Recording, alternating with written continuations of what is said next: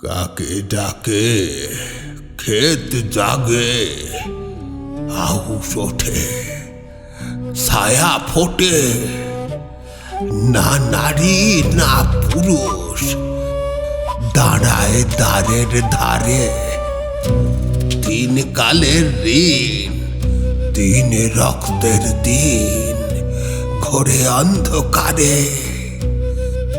বৃদ্ধের শ্বাস, যুবকের পথ, শিশুর স্বপ্ন হারায়, জমা ফোটে, মাটি কাঁপে, নামহীন দেবতা চায়। চোখ নয় চোখ, দৃষ্টি শুধু কাকের ডানায় ভাসে। ধানের শীষে, রাত্রির বিষে, পুরনো শপথ হাসে।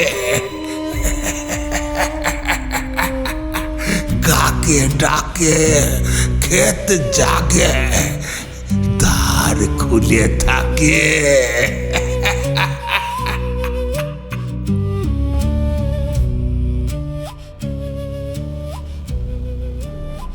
আজকের পর্বটি সম্পূর্ণরূপে প্রাপ্তবয়স্ক ও প্রাপ্ত মনস্কদের জন্য। নমস্কার, আমি অয়ন। গল্পকথায় আপনাদের সকলকে জানাই আরও একবার স্বাগত। আজকে আপনারা শুনবেন অনিমেষ গিরির কলমে আউশ ঠাকুরের ভোগ এই গল্পের অন্তিম পর্ব নোখ। কথা মতো গল্পের অন্তিম পর্ব নিয়ে হাজির হলাম। এখন আপনাদের কথা রাখার পালা। গল্প কেমন লাগছে কমেন্ট সেকশানে জানাতে ভুলবেন না। ভালো লাগলে লাইক, শেয়ার, সাবস্ক্রাইব করে বাকিদেরকেও গল্প শোনাবেন। চলুন তবে কথা না বাড়িয়ে গল্পের অন্তিম পর্বটা শোনা যাক। শুরু হচ্ছে অনিমেষ গিরির কলমে নোখ। উদ্ভ্রান্ত সেই আদিম যুগে স্রষ্টা যখন নিজের প্রতি অসন্তোষে নতুন সৃষ্টিকে বারবার করছিলেন বিধ্বস্ত, তার সেই অধৈর্যে ঘন ঘন মাথা নাড়ার দিন রুদ্র সমুদ্রের বাহু প্রাচী ধরিত্রীর বুক থেকে ছিনিয়ে নিয়ে গেল তোমাকে। আফ্রিকা বাঁধলে তোমাকে বনস্পতির নিবিড় পাহারায় কৃপণ আলোর অন্তঃপুরে। হিমাদ্রি শেখর এই অঞ্চলের একমাত্র ফরেন্সিক এক্সপার্ট। কপাল ভালো, ভদ্রলোক প্রফেসর আর অবসর জীবন কাটাচ্ছে এই গ্রামেই। না হলে এই পোড়া ভৌগোলিক অঞ্চলে যা প্রতিভার অভাব। প্রতিভা বলতে মনে পড়ে গেল হিমাদ্রিবাবু আবার বাচিক শিল্পী, রবীন্দ্র অনুরাগী। রক্তমাখা গ্লাভস, মাস্কের আড়ালে ঘামে ভেজা মুখ, ফরম্যালিনের গন্ধে ডোবা এই চার দেওয়ালের পরিবেশে যখন মগজ কিটকিট করে, তখন উনি বসে পড়েন সঞ্চয়িতাটা নিয়ে। যেমন এই এখন আফ্রিকা কবিতাটা পাঠ করছেন। কখন যে দরজার উল্টো দিক থেকে হৃদয় ঘরে এসে ঢুকেছে তা তিনি টেরও পাননি। টের পেলেন তখন যখন হৃদয়ও যোগ দিল। সেখানে নিভৃত অবকাশে তুমি সংগ্রহ করছিলে দুর্গমের রহস্য, চিনছিলে জলস্থল আকাশের দুর্বোধ সংকেত, প্রকৃতির দৃষ্টি অতীত জাদু মন্ত্র জাগাচ্ছিল তোমার চেতনাতীত মনে। ইন্সপেক্টর হৃদয় হরণ, রাইট? একদম। ফেসবুকে আপনার পোস্ট দেখলাম, খুব সুন্দর আপনার বাচনভঙ্গি। তবে ক্রিমিনালের করা শিল্পের সাথে সাহিত্যিকের শিল্পচর্চা একটা ডেঞ্জারাস কম্বিনেশন না মশাই? Very very dangerous. যেমন দেখো, কবি বলেছেন উদ্ভ্রান্ত সেই আদিম যুগে স্রষ্টা যখন নিজের প্রতি অসন্তোষে নতুন সৃষ্টিকে বারবার বিধ্বস্ত করছিলেন। তুমি যদি একটু ভালো করে দেখো হৃদয়, তাহলে বুঝতে পারবে এই যে আদিম মানে প্রাচীন বর্বর সভ্যতা, তারা নিজেদের সৃষ্টিকে নিজেরাই কিন্তু বারবার নষ্ট করেছে। আবার নতুন করে নতুনভাবে অন্য জিনিস আমদানি করেছে। যেমন এই আউশ উপদেবতা, হ্যাঁ, এটাও তো আদিম, প্রাচীন। মানুষের আদিম কোনো দাবি থেকেই এর সৃষ্টি। কিন্তু এখন আবার এর কি দাবি হলো কে জানে। নতুন করে এসব মৃত্যু লীলার মাধ্যমে আবার বিধ্বস্ত করতে চাইছে নাকি সব কিছু? তাহলে কি এই অটপসি চেম্বারের নিভৃত অবকাশে তুমি কোনো দুর্গমের রহস্য পেলে? একটা সিগারেট ধরাতে যাচ্ছিল হৃদয়, তার হাতটা থামিয়ে দিলেন হিমাদ্রি বাবু। দাঁড়াও হে, এইটা নাও। চটজলদি একটা সিগার হিমাদ্রির হাত থেকে হৃদয়ের আঙুলের ফাঁকে জায়গা করে নিল। সিগার? একটু কড়া না হলে চলে। যাই হোক, ফরম্যালিনের গন্ধকে পারফিউম বানাতে হলে অ্যাম্বিয়েন্স তৈরি করতে হয় বই কি। মানুষ হিসেবে আমার সেটুকু সামাজিক কর্তব্য তো আছে, কি বলো ভাইয়া?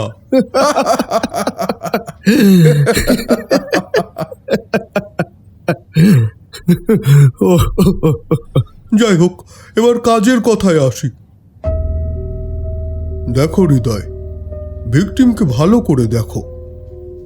বুকের কাছে সার্জিক্যাল সেলাই, নগ্ন রাধার শরীরটা চুপ করে স্ট্রেচারে শুয়ে।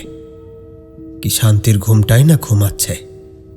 ওর ঘাড় থেকে বুকের ওপর চামড়ার নিচের স্তরটা যেন পাতলা হয়ে গিয়েছে। সেখানে গাছের শেকড়ের মতো নীল শিরা একেবারে স্পষ্ট। দেখলে মনে হবে ছিবড়ে শরীরটার কেউ রক্ত পান করে নিয়েছে। তবে শুধু ওই জায়গাটুকু নয়, গোটা শরীরের অবস্থাও তথই বচা। নীল শিরাগুলো যেন চামড়া ভেদ করে বেরিয়ে আসতে চাইছে। মুখমণ্ডলের বিবরণ আর কহতব্য নয়। সেখানে অক্ষিকোটর ফাঁকা, চোখবিহীন গর্তটা হা করে তাকিয়ে আছে হিমাদ্রি আর হৃদয়ের দিকে। আচ্ছা হিমাদ্রিদা, এখানে এই নীল ভেনগুলো এত ক্লিয়ার কেন? একটা সাধারণ মানুষের শরীরে ফ্যাটের আড়ালে এই শিরা ঢাকা থাকে, যদিও কারোর কারোর দেখা যায়, কিন্তু এত সরু সরু সুতোর মতো ভেনিউল দেখা যায় না। ব্যাপারটা হলো, রাধা মরেছে 2 দিন আগে, ঠিক রাত 2টো থেকে 3টের মধ্যে হবে। হয়তো তোমাদের ধারণা জন্মেছে রাধা অতিরিক্ত ব্লিডিংয়ের জন্য মারা গিয়েছে, বা ওর অঙ্গহানি হয়েছে বলে মারা যায়। কিন্তু আমি হলপ করে বলতে পারি, এক্ষেত্রে ব্যাপারটা তেমনটা নয়। তাহলে কি কারণে মারা গেছে? বিষক্রিয়ায়। বিষ? এই জন্তু বা প্রাণী বা জন্তুরূপী মানুষ, যাই বলো না কেন, এই নখটা খুব পিকিউলিয়ার। কারণ এর হাতে মোট 6টা আঙুল, আর সব থেকে বড় কথা, এই হাতের নখ থেকে এক অদ্ভুত কেমিক্যাল খরিত হয়েছে, যেটা সময়ের সঙ্গে সঙ্গে শরীরে ছড়িয়েছে।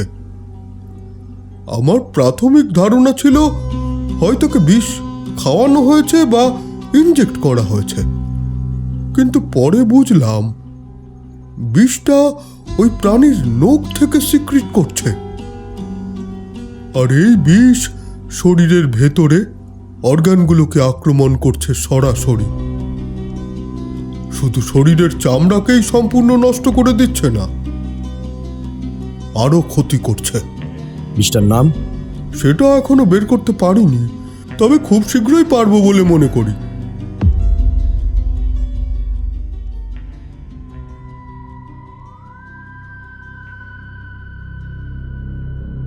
কাতিন বসে আছে চেয়ারে, সামনের টেবিলে আজকের নদী থেকে পাওয়া সেই অদ্ভুত মূর্তি।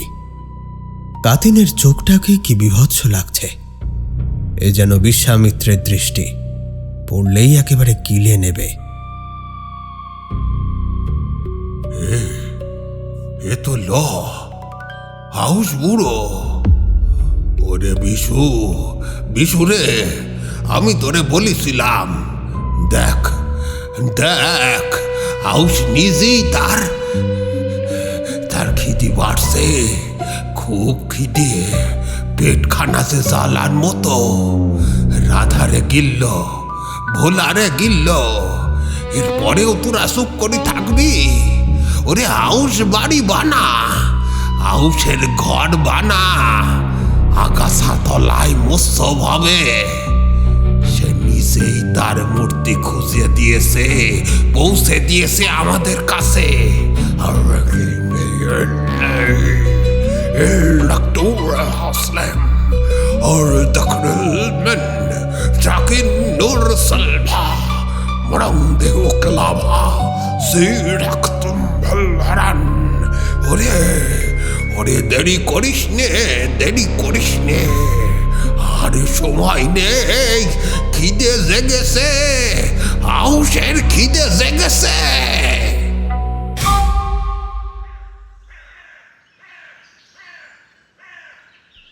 বটতলাটা ফাঁকা ফাঁকা, তবে তার মধ্যেও একটা আদিম ভাব আছে।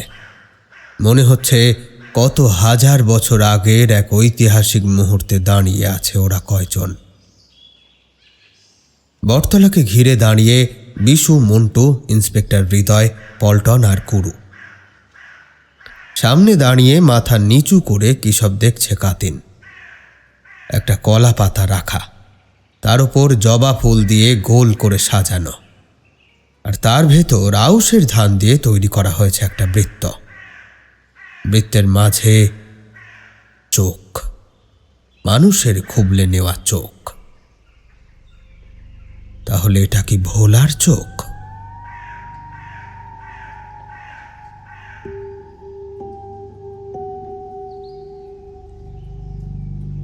আর খান চোখ কনে গেল? কোন পোড়ামুখী রে শালি? হ্যাঁ, হাউসে নৈবেদ্যি দিলি কে? গোপনে নৈবেদ্যি দিলি কে? এতবার বেড়েছে কে? কেটা বেড়েছে এতবার? কোন হারাম জাদা? ওই দেখো, একরাশ ছায়ের উপর কিছু ময়লা আবর্জনা। সেখানে বসে রয়েছে একটা বড় কাক, তার দুই ঠোঁটের ফাঁকে কিছু একটা ঝুলছে। ওটাই সম্ভবত চোখ, ভোলার সেই মাছ শিকার করার উপযোগী চোখটা। কাকটা হালকা ঘাড় বেঁকিয়ে তাকালো সকলের দিকে। কি অদ্ভুত তার খয়েরি লালচে ওই চোখের মণিটা। তার দৃষ্টির মধ্যে এতটুকু বিচলিত ভাব ছিল না। সকলের দিকে সেই কড়া দৃষ্টি বুলিয়ে চোখের টুকরোটাকে খুঁটে খুঁটে গিলে নিল সে। তারপর কর্কশ আওয়াজ তুলে উড়ে চলে গেল মাতলার বুকে দূরে কোথাও, বা হয়তো আউশের দুনিয়াতে। থানার দিকে হেঁটে ফিরছিল পল্টন। ইন্সপেক্টর আর গুরু সাথ দিচ্ছিল। নতুন ইন্সপেক্টরের এইসব অদ্ভুত কারনামা দেখে অনেক প্রশ্ন জাগছে ওদের মনে। হৃদয় সিগারেটটা ধরালো, জিজ্ঞেস করল, আচ্ছা, আউশ বাড়ি কি? স্যার, কিন্নরদের জমিতে আউশকে মচ্ছব করার, তোয়াজ করার প্রাচীন রীতি আছে শুনেছি। মানে বাপ ঠাকুরদা বলতো অনেক ভয়ানক রিচুয়াল পালন করা হয় সেই মেলায়। 4 দিনের এই মেলাকে বলে আউশ বাড়ি। কি সেই ভয়ানক রিচুয়াল? এতদিন তো ব্যান্ড ছিল, আমাদের বংশ থেকে কেউ কখনো দেখেনি সেই মোচ্ছব। তবে এগুলোর সত্যি বা মিথ্যে যাই হোক, সবই ওই কাতিন জানে, বুঝলেন? আর ওই 3টে চোখের, 3টে পায়ের চোকার মূর্তিটা কি আউশের? স্যার, জোকার বলবেন না। শুনেছি আউশ নাকি বাতাসের গন্ধ, শব্দ সব বুঝতে পারে। আচ্ছা বেশ, তাহলে বটতলা থেকে মূর্তিটা কে চুরি করলো? এটাই আমার কাছে বড় প্রশ্ন। কেন মূর্তিটা চুরি করলো? সে কি অলরেডি আউশের পুজো করে ফেলেছে, নাকি আউশের পুজো হতে দেবে না বলে চুরি করেছিল? বিষয়টাই কেউই আলোকপাত করতে পারল না, কারণ এই রহস্য সকলের কাছেই অধরা। ওই নৈবেদ্য থেকে ধানের স্যাম্পেল ফরেন্সিকে পাঠিয়েছিল হৃদয়। দেখা যাক যদি কিছু ধরা পড়ে।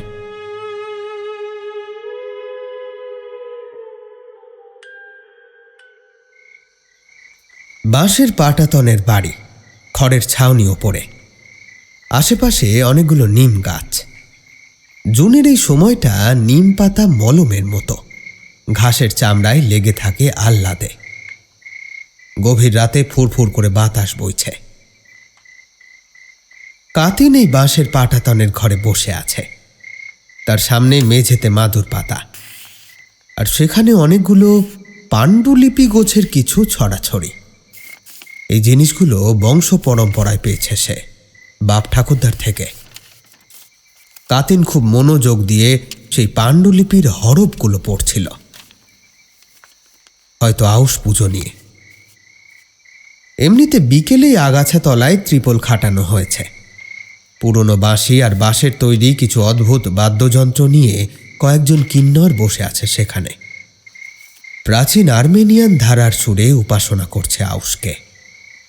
তাই পূর্ণিমার আগের এই গভীর রাতে কাতিন ঝালিয়ে নিচ্ছে সবকিছু। আজ থেকে 20 বছর আগে ঠিক যা যা তার বাবা করেছিল, কাল তাকে করতে হবে অষ্টম প্রহরে অসুরগণের মিলন ক্ষণে।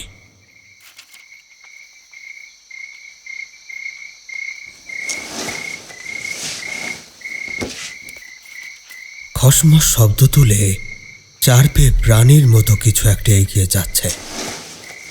কাতিনের বাড়ির পিছনের নিমতলা থেকে সেটা সোজা উঠে গেল কাতিনের বাড়ির দেওয়ালে।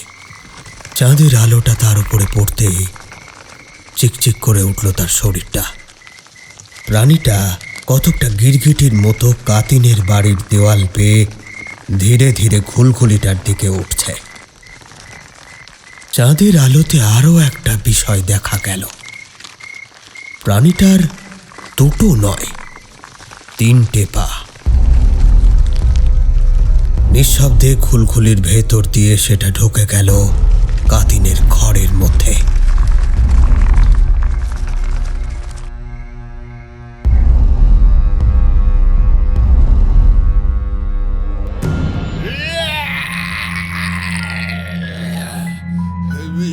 কিছুক্ষণের মধ্যেই বিভৎস চিৎকার আর উন্মাদের মতো কাতিনের গলা শোনা যায়।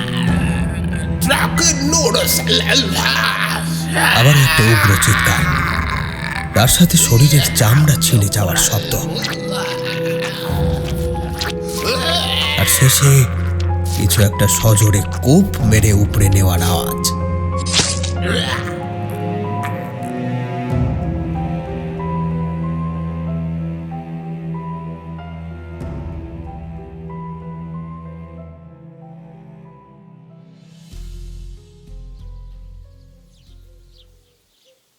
কি কি হবে তার ছকটা কষা হয়ে গিয়েছে।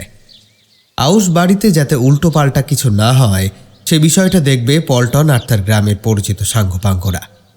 অবশ্য ব্যাপারটা নিয়ন্ত্রণ করবে ইন্সপেক্টর হৃদয়ের আন্ডারে, অ্যাসিস্ট করবে গুরু, এমনটাই কথা হয়েছিল। সকালে উঠে 1 কাপ চা বানিয়ে চেয়ারে বসে খেতে খেতে এসবই ভাবছিল হৃদয়। হঠাৎ ফোনের রিংটোনটা বেজে ওঠে। হাতে তুলতেই দেখে হিমাদ্রির কল। রিসিভ করল। এই যে হৃদয়, ওই ধানগুলোতে যে স্যালাইভা পাওয়া গিয়েছে তাতে কানাইয়ের ডিএনএ ম্যাচ করছে, আর ভোলাও কিন্তু ওই একইভাবে মারা গিয়েছে। বিষটার কিছু ঠিক হলো? ওটা সম্ভবত অনাবিষ্কৃত, তবে বিষের ধরনটা হলো ডার্মাটোলজিক্যাল নেক্রোলাইটিক টক্সিন। ওকে, আমি রাখছি এখন। নিজে তৈরি হয়ে ঝটপট পল্টনকে কল করলো ইন্সপেক্টর। পল্টন, কানাই কোথায়? জানি না স্যার, ওকে কোথায় পাওয়া যাবে? বেশিরভাগ সময়ই নিজের বাড়ির তেঁতুল গাছের তলায় মাল খেয়ে পড়ে থাকে ও। আচ্ছা ঠিক আছে, জিপ নিয়ে আয়, আমি চৌমাথায় দাঁড়াচ্ছি। এখনই কানাইয়ের বাড়ি যাব। কিছু হয়েছে নাকি স্যার? পরে বলবো, দেরি করিস না, কুইক। জিপ নিয়ে যদিও পৌঁছালো খালপাড়ের রাস্তা ধরেই, কিন্তু মূল স্পটে কানাইকে খুঁজে পাওয়া গেল না। তবে কানাইয়ের বাড়ি তল্লাশি করতে গিয়ে তার বাড়ির রান্নাঘর থেকে একটা অদ্ভুত জিনিস আবিষ্কার করা হলো, আর সেটা দেখার পর পল্টন বমি করে একসা। এ কি স্যার, এ কি?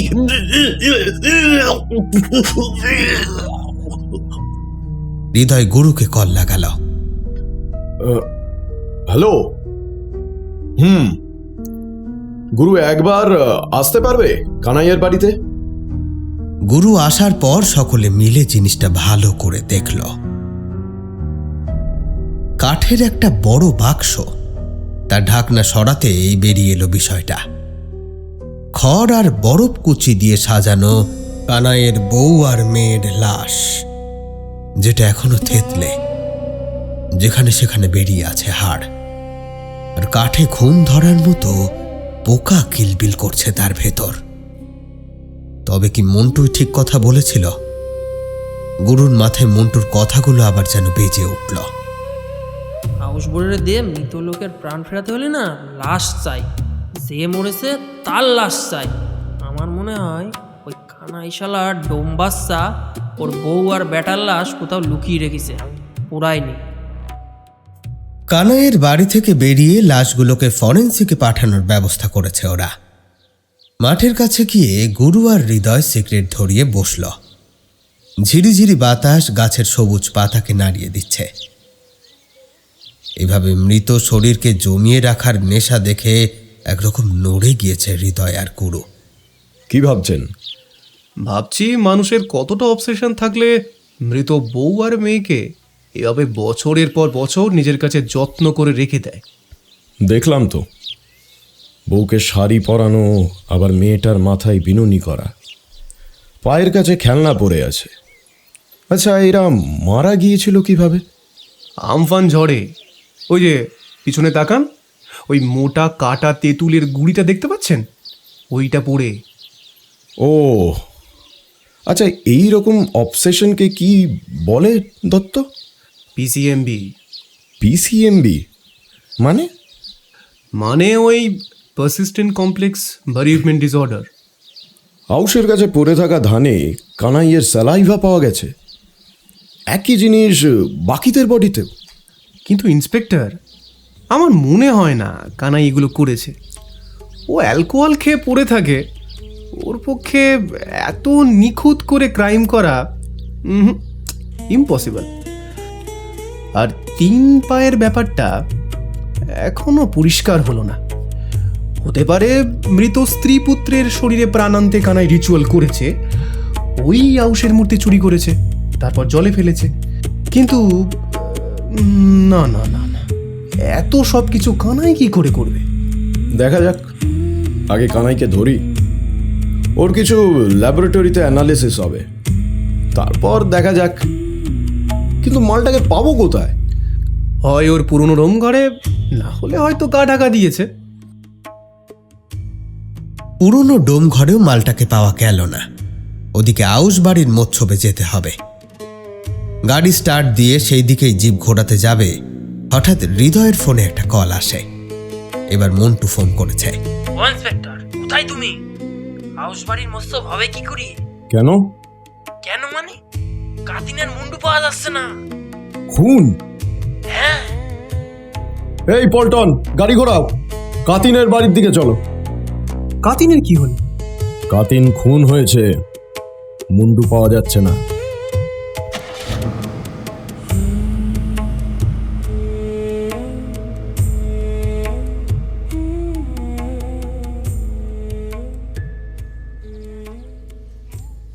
পাড়ার সকলে এসে কাতিনের ঘরটার সামনে ভিড় জমিয়েছে। কাতিন মরেছে, মানে এখন সব শেষ।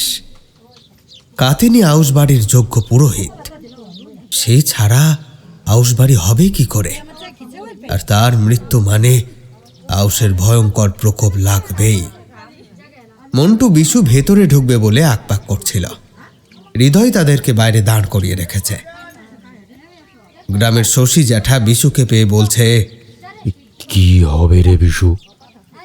এরপর তো আর নিস্তার নেই, আয়ুষ তো সব শেষ করে দেবে রে। কাতিন খুড়ো বলিছিল হাউস বাড়ি আরো আগে শুরু করতে। ওই তো সব শহরের বাবুদের ভীমরতি, তদন্ত করবে।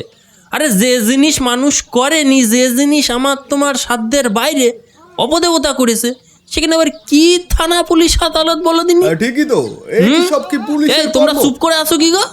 এই পুলিশ জাত নিপাত যাক, সবাই বলো বয়কট বয়কট, পুলিশ বয়কট। সকলের চেঁচামেচি শুনে বাইরে বেরিয়ে আসে হৃদয়।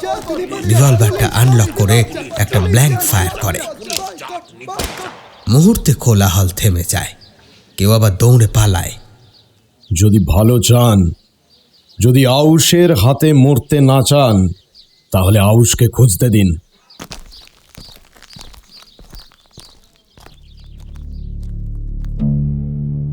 কাতিনের ঘরের মেঝেটায় রক্ত জমাট বেঁধে কালচে রং ধারণ করেছে। নিথর দেহটা পড়ে আছে, কিন্তু মাথা নেই। মুন্ডুটা কোথাও খুঁজে পাওয়া যায় না। রক্তাক্ত দেহের পাশে একগাদা তালপাতার পাণ্ডুলিপি, তাতেও রক্তের ছিটে ফোঁটা লেগে আছে।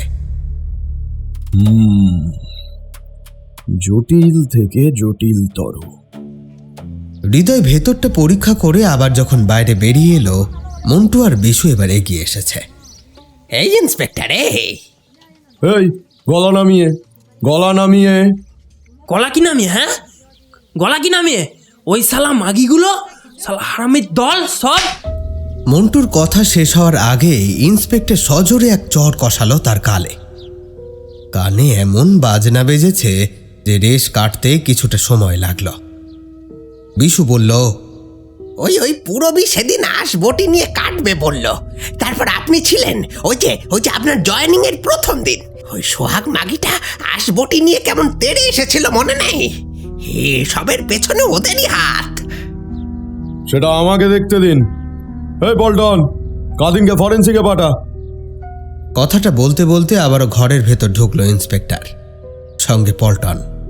আচ্ছা, পল্টন কিলার এলো কোন দিক থেকে? দরজা জানলা তো সব বন্ধ ছিল। স্যার, ওই যে ঘুলঘুলিটার দিকে তাকান, ওখানে কি লেগে আছে না? ইন্সপেক্টর এগিয়ে এলো। মাছের আঁশের মতো কিছু একটা লেগে আছে। একটু ভালো করে দেখতে খেয়াল হলো, মানুষের চামড়া উঠলে যেমন হয় কতকটা সেই রকম, রসরসে হালকা শুকনো রক্ত লেগে থাকা চামড়া। ফরেন্সিকে পাঠাও।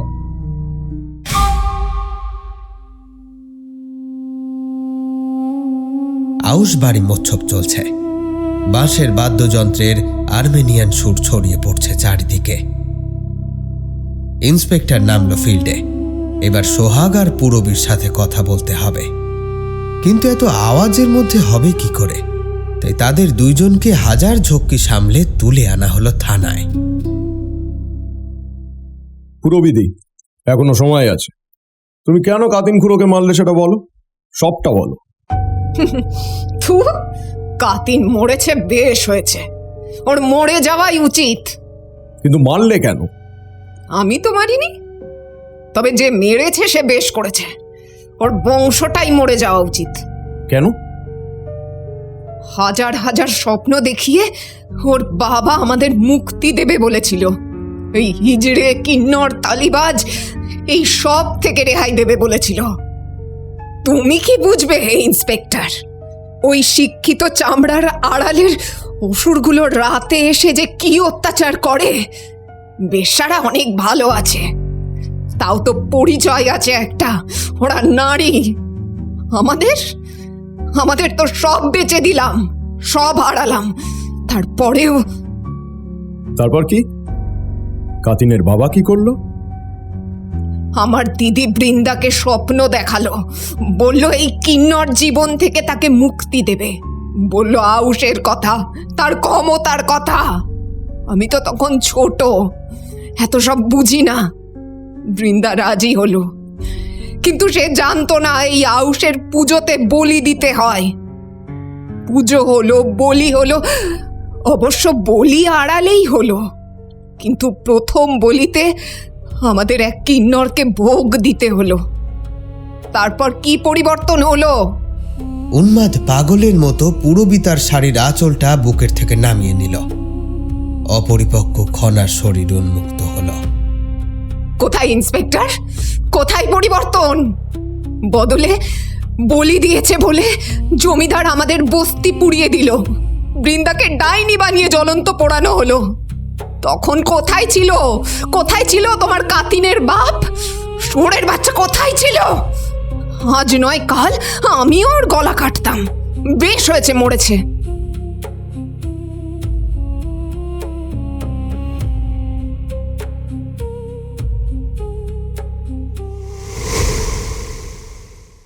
কোথায় যাবেন স্যার? ফরেন্সিক থেকে ঢু মেরে আসি, তুই ততক্ষণ এই দিকটা সামলা। স্যার, যাই করবেন সাবধানে করবেন। এখন শুধু বিশু আর মন্টু নয়, এই গোটা গ্রাম ক্ষেপে আছে।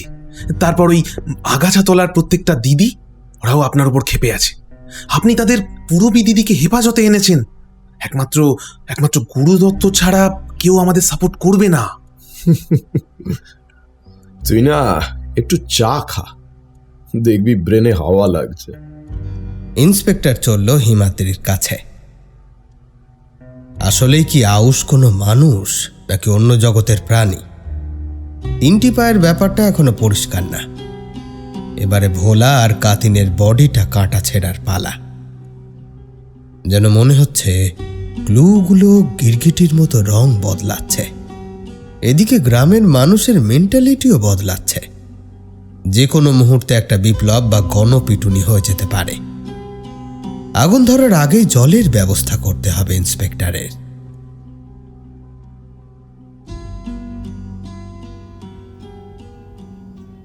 কালের যাত্রা ধ্বনি শুনিতে কি পাও, তারই রথ নিত্য উধাও। জাগিছে অন্তরিক্ষে হৃদস্পন্দন, চক্রে পৃষ্ঠ আধারের বক্ষ ফাটা তারার ক্রন্দন।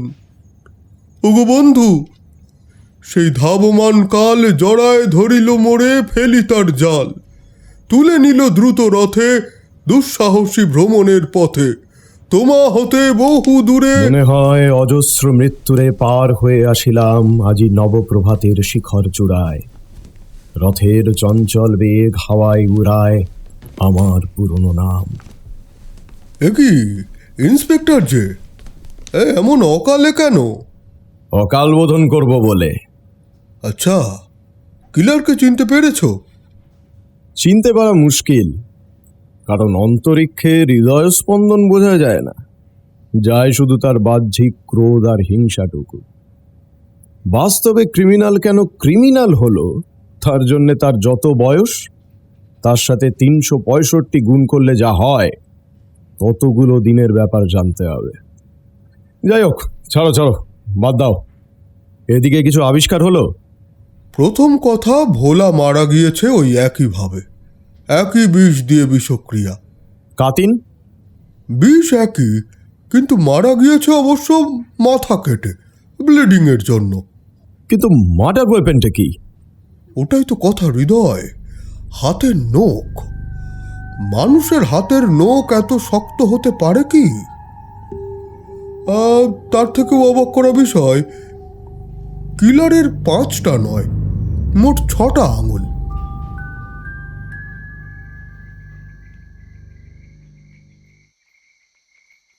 গুরু দত্তের সঙ্গে প্রফেসর হিমাদ্রির পরিচয় ছিল, সুতরাং টুকটাক পোস্টমর্টেমের খবর সেও পাচ্ছে। তাকে ভাবাচ্ছে কিলারের বিবরণটা। আঙুল না হয় 6টা মানুষের হতে পারে, কিন্তু তাই বলে 3টে পা। তাছাড়া কাতিনের মুন্ডুটা গেল কোথায়? এসব ভাবতে ভাবতে শার্টটা খুলে রেখে দিল বিছানায়। টেবিল থেকে সাবানটা আনতে গিয়ে দেখল একটা খাম। খামের ভেতর থেকে বেরিয়ে এলো কাগজ। কাগজের ওপরে আঁকা সুপারম্যানের ছবি। হাসি ফুটল করুণ মুখে, কারণ সে জানে এ কাজ তিন্নির। সব থেকে বড় কথা, তিন্নি এইটা করে তার জন্মদিনের ঠিক আগের দিন।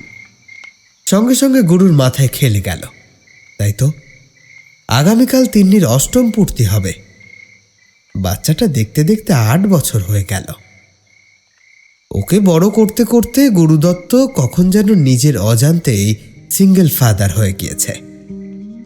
হয়তো তাই তার জীবনে কোনো প্রেমও আসেনি, নাকি প্রেম আসতে সে দেয়নি। এই যে আগাছাতলা, সেখানকার সব মেয়েরা, তাদের পড়ানো, তিন্নিকে মানুষ করা, এসবই তো তার কাছে প্রেমের দুনিয়া। খামটা হাতে নিয়ে গুরু এসবই ভাবছিল। হঠাৎ পিছন দিক থেকে 2টো ছোট হাত এসে তার চোখ চেপে ধরল। কাকাই, তুমি তো আমার সুপারম্যান। বলো বলো কাকাই, কাল আমার জন্য কি আনবে? কাল তোকে সুপারম্যানের দুনিয়াতে নিয়ে যাব। কি কি আছে সেখানে?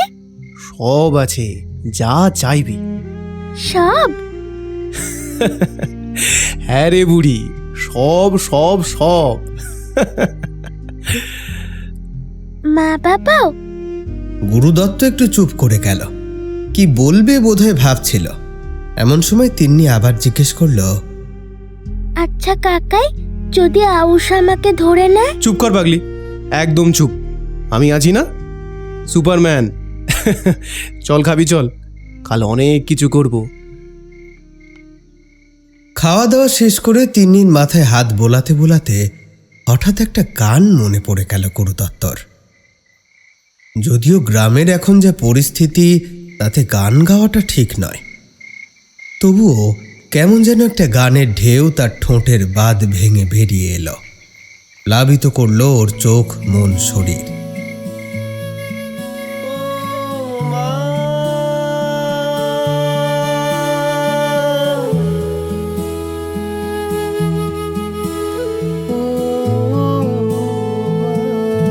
কত দিনের পরে তোকে আজ পেয়েছি আমি, শত তারার মাঝেও তুই অনেক বেশি দামি।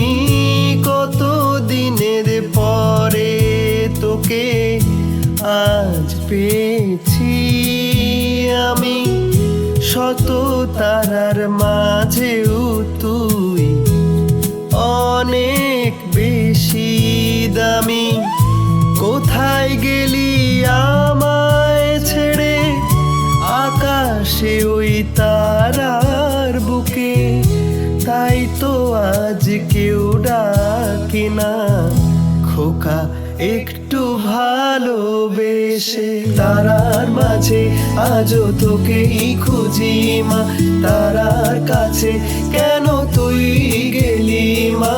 তারার মাঝে আজও তোকেই খুঁজি মা, তারার কাছে কেন তুই গেলি মা?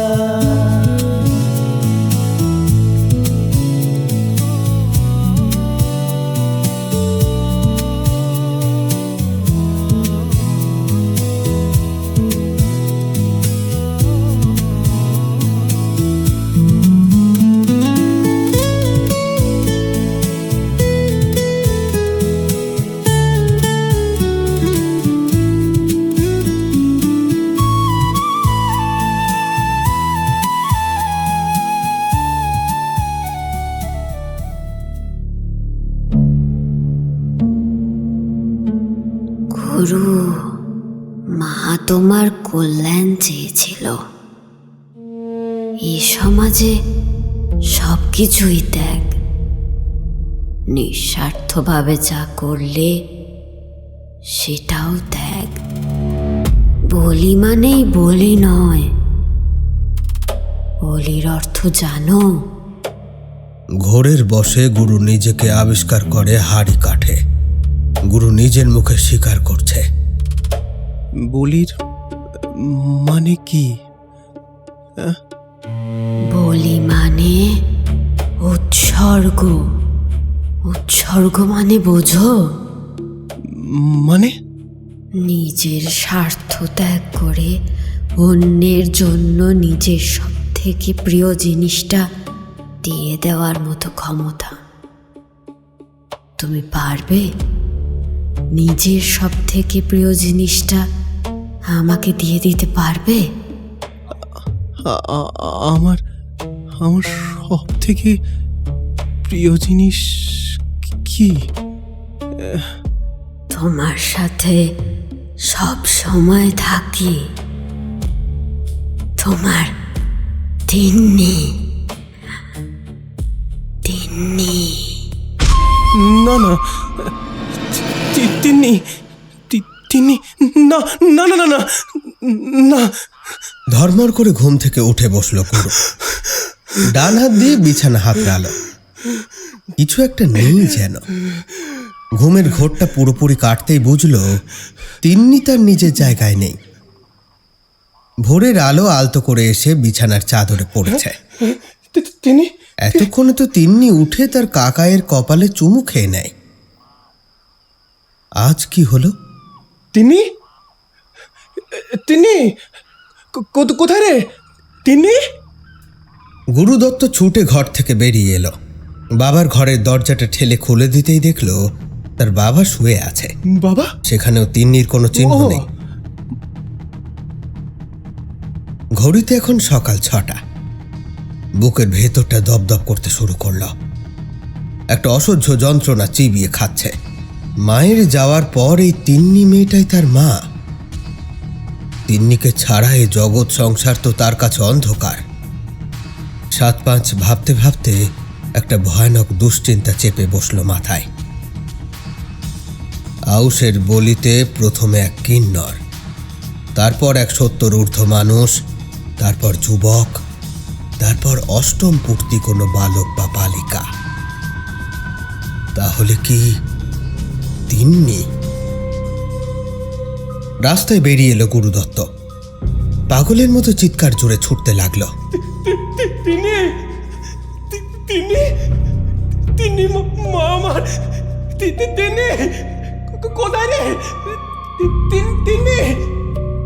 গুরু সোজা রওনা দিল ইন্সপেক্টর হৃদয় হরণের হোমস্টের দিকে। হৃদয় সবে ঘুম থেকে উঠে ব্রাশ করছিল। গাছের পাতার ফাঁক থেকে দেখতে পেল দৌড়ে আসছে গুরু। কোনো মতে ব্রাশ শেষ করল। কি ব্যাপার, এত সকালে গুরু? কি হয়েছে? তিন্নিকে খুঁজে পাওয়া যাচ্ছে না। সে কি? আগে আস্তে আস্তে রুমে এসো, বসো তো। কি হয়েছে একটু ডিটেলসে বলো। হৃদয় গুরুকে ঘরে নিয়ে গিয়ে সোফায় বসালো। রাতে আমার সাথেই শুয়েছিল, কিন্তু সকালে দেখি মেয়েটা নেই। কোথাও বন্ধুর বাড়িতে গেছে? না, কোথাও নেই। তাহলে আশেপাশে পার্ক বা কোথাও? না, তুমি বুঝতে পারছো না ইন্সপেক্টর।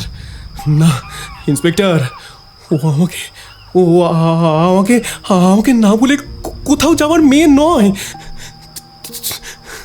তুমি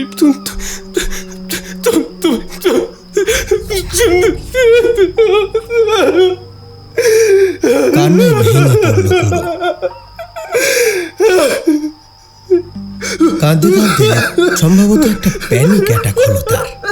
গাটা গুলিয়ে উঠল। এ বাবা, কি হচ্ছে? এসো এদিকে এসো, তোমার শরীর খারাপ করছে। গুরুকে আস্তে করে ধরে বাথরুমে নিয়ে গেল হৃদয়। বাথরুমে গুরুকে রেখে হৃদয় কিছু ওষুধ আর জলের ব্যবস্থা করতে লাগলো।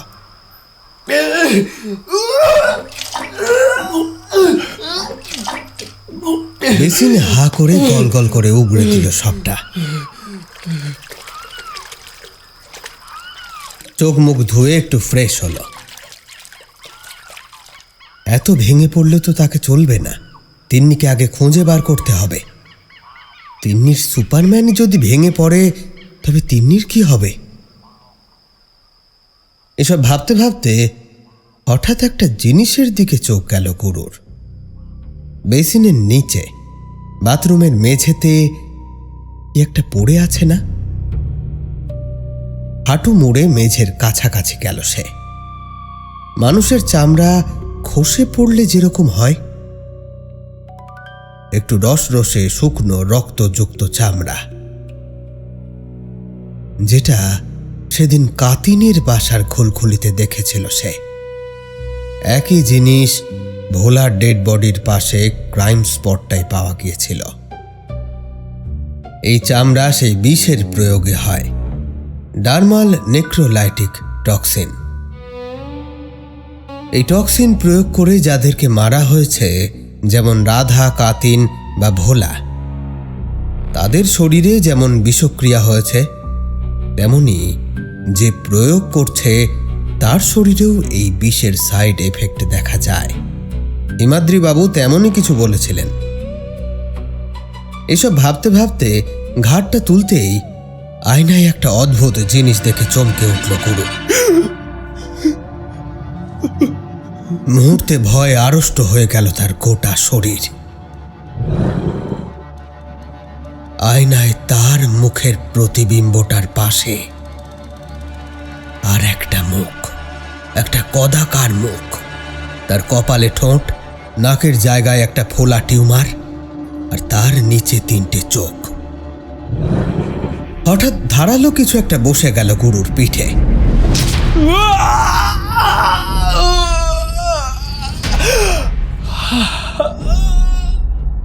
জ্ঞান হারানোর আগে মনে হলো কেউ নখ দিয়ে আঁচড়ে দিচ্ছে তার পিঠটা।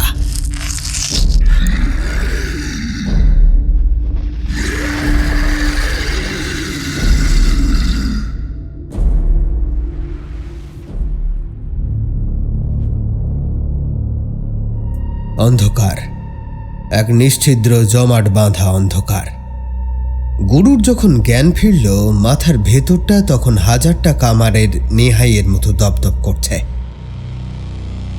জিভে রক্তের নোনতা স্বাদ।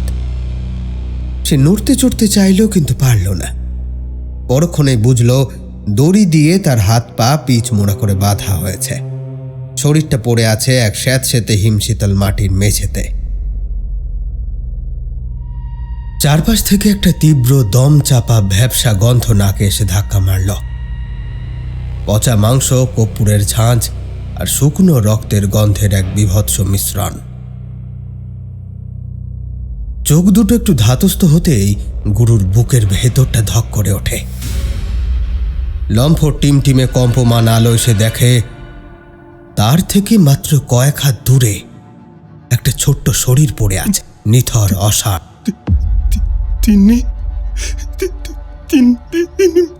তিনি মা। গুরুর গলা দিয়ে প্রথমে আওয়াজ বেরোতে চাইল না।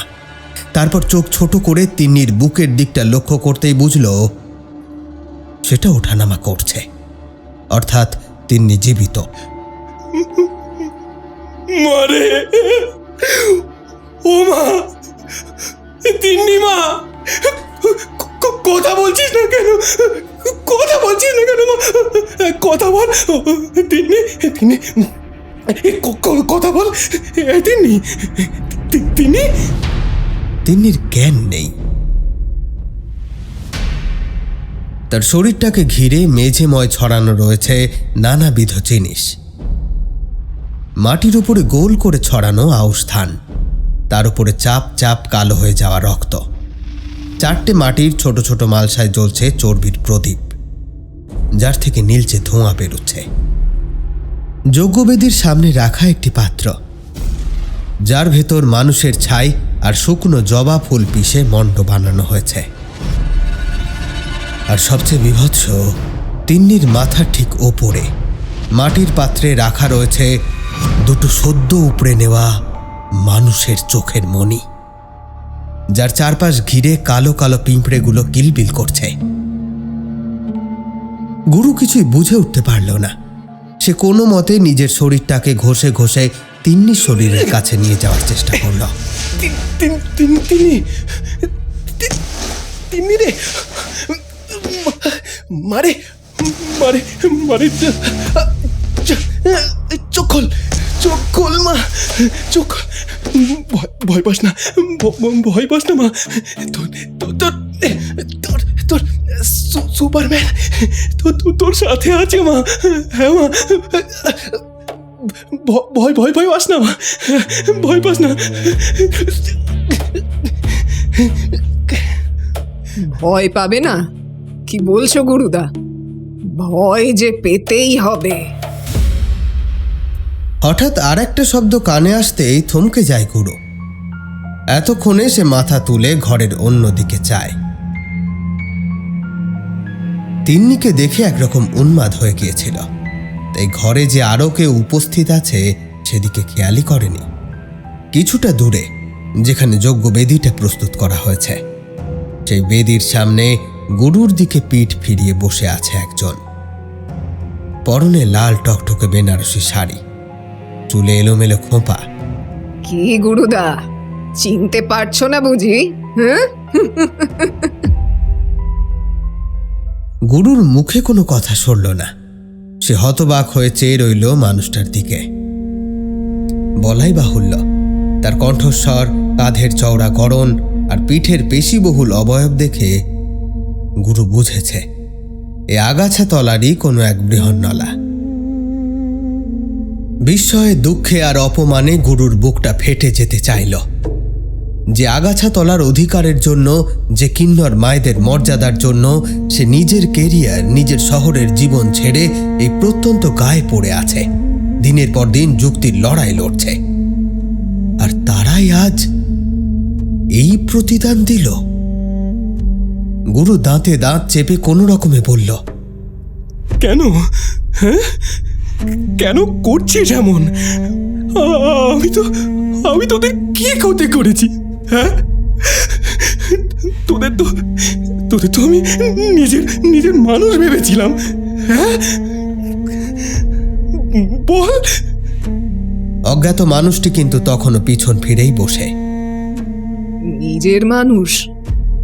তোদের সমাজ আমাদের কোনোদিন নিজের মানুষ ভাবেনি রে।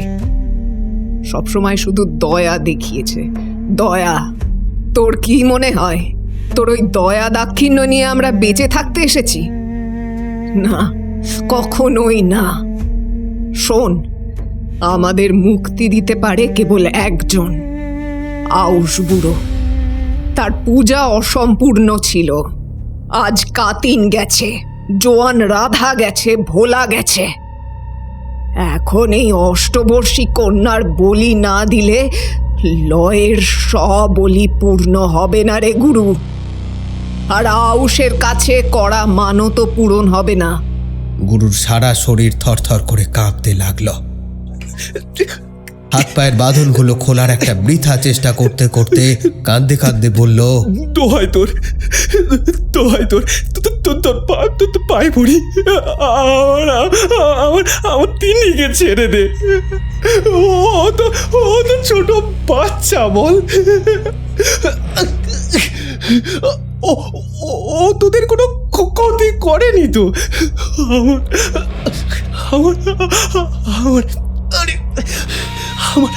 আমার তিন্নিকে তোরা ছুস না বলছি। দরকার হলে আমার চোখ উপড়ে নে, আমার প্রাণ নে, আমার তিন্নিকে ছেড়ে দে, আমার তিন্নিকে ছেড়ে দে। ওকে ছেড়ে দেব কি রে? তিন্নি যে আমাদের উপাস্যের পরম ভোগ। আউশের খিদে মেটাতে এই কচি রক্তের নৈবেদ্য পেতেই হবে। একে ছেড়ে দেওয়া যায় না গুরুদা। মহাযজ্ঞের শেষ আহুতি এই মেয়ে, আর তুই এই যজ্ঞের সাক্ষী। এবার হঠাৎই সেই গোপন কুঠুরির অন্ধকার কোণ থেকে একটা খসমস শব্দ শোনা গেল।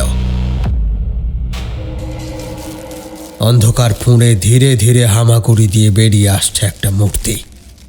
হলদেটে আলোটা তার গায়ে পড়তেই গুরুর চোখ আতঙ্কে ঠিকরে বেরোনোর উপক্রম হলো। উচ্চতায় 4 ফুটের একটু বেশি হবে, কদাকার মাংসপিণ্ডের মতো জীব। তার কপালে ঠোঁটের মতো একটা বিবর হা হয়ে আছে। নাক বলতে কিছু নেই, সেখানে একটা ফোলা টিউমার, আর তার ঠিক নিচে জ্বলছে 3টে খাঁজ কাটা খয়েরি রঙের চোখ। শরীরটা ধরেন নিচে 3টে সরু অপুষ্টিতে ভোগা পায়ের উপরে ভর করে ব্যাঙের মতো কুৎসিত ভঙ্গিতে এগোচ্ছে। তার 6টা আঙুলযুক্ত হাতের লম্বা কালো নখগুলো মাটির বুকে আঁচড় কাটছে। আউশ বুড়ো জেগেছে। সেই আউশ এবার ধীরে ধীরে এগিয়ে আসতে লাগলো তিন্নির নিথর দেহের দিকে। না না, তোরা এমনটা করিস না। মেয়েটা তো গুরু মরণ পরে দড়ি বাঁধা অবস্থায় ছটফট করছে। তার কুলু ছিঁড়ে রক্ত বেরোচ্ছে, নখগুলো মাটিতে ঘষে ভেঙে যাচ্ছে। দূরে থাক বলছি, দূরে থাক ওর থেকে, বারবার বলছি দূরে থাক। অজ্ঞাত বৃহন্নলার উদ্দেশ্যে একভাবে চিৎকার করে সে বলতে লাগলো, আটকা একে, আটকা। তুই তো মানুষ, বল। তোর তো ঘর সংসার আছে, আটকা একে। কে কোথায় আছো? বাঁচাও,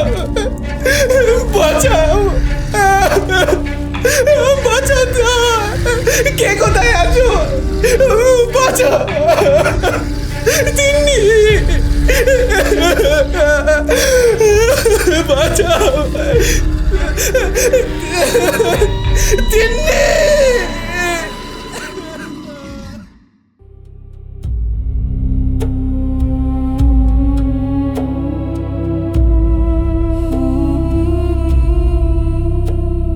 আউশ বাড়ির প্রথাগত ল নৃত্য আর বাজনার তুমুল কলরবে পুরো গ্রামটা মেতে উঠেছে। চারিদিকে ভিড়, সবাই সেই উৎসব নিয়েই ব্যস্ত, কেবল সোহাগ ছাড়া। আগাছাতলারই একটি ছোট্ট অন্ধকার ঘরের ভেতর নানাবিধ উপাচার সাজিয়ে বসেছিল সোহাগ। মেঝেময় জবা ফুল আর ছাই ছড়ানো। বাইরে কি হচ্ছে সেদিকে সোহাগের ভ্রুক্ষেপ নেই। উৎসবের চড়া আলো যে ঘরে প্রবেশ করতে পারেনি। সোহাগ চোখ বুজে নিজ মনে মন্ত্র আওড়ে চলল।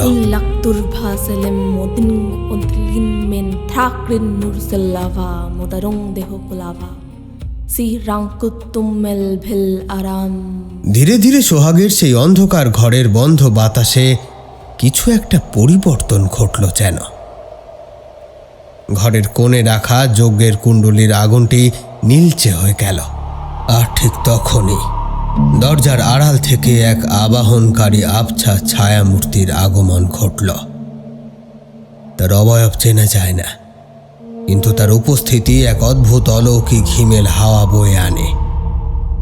জল ভরা চোখে সোহাগ দুই হাত জোর করে সেই ছায়ামূর্তির সামনে হাঁটু গেড়ে বসল।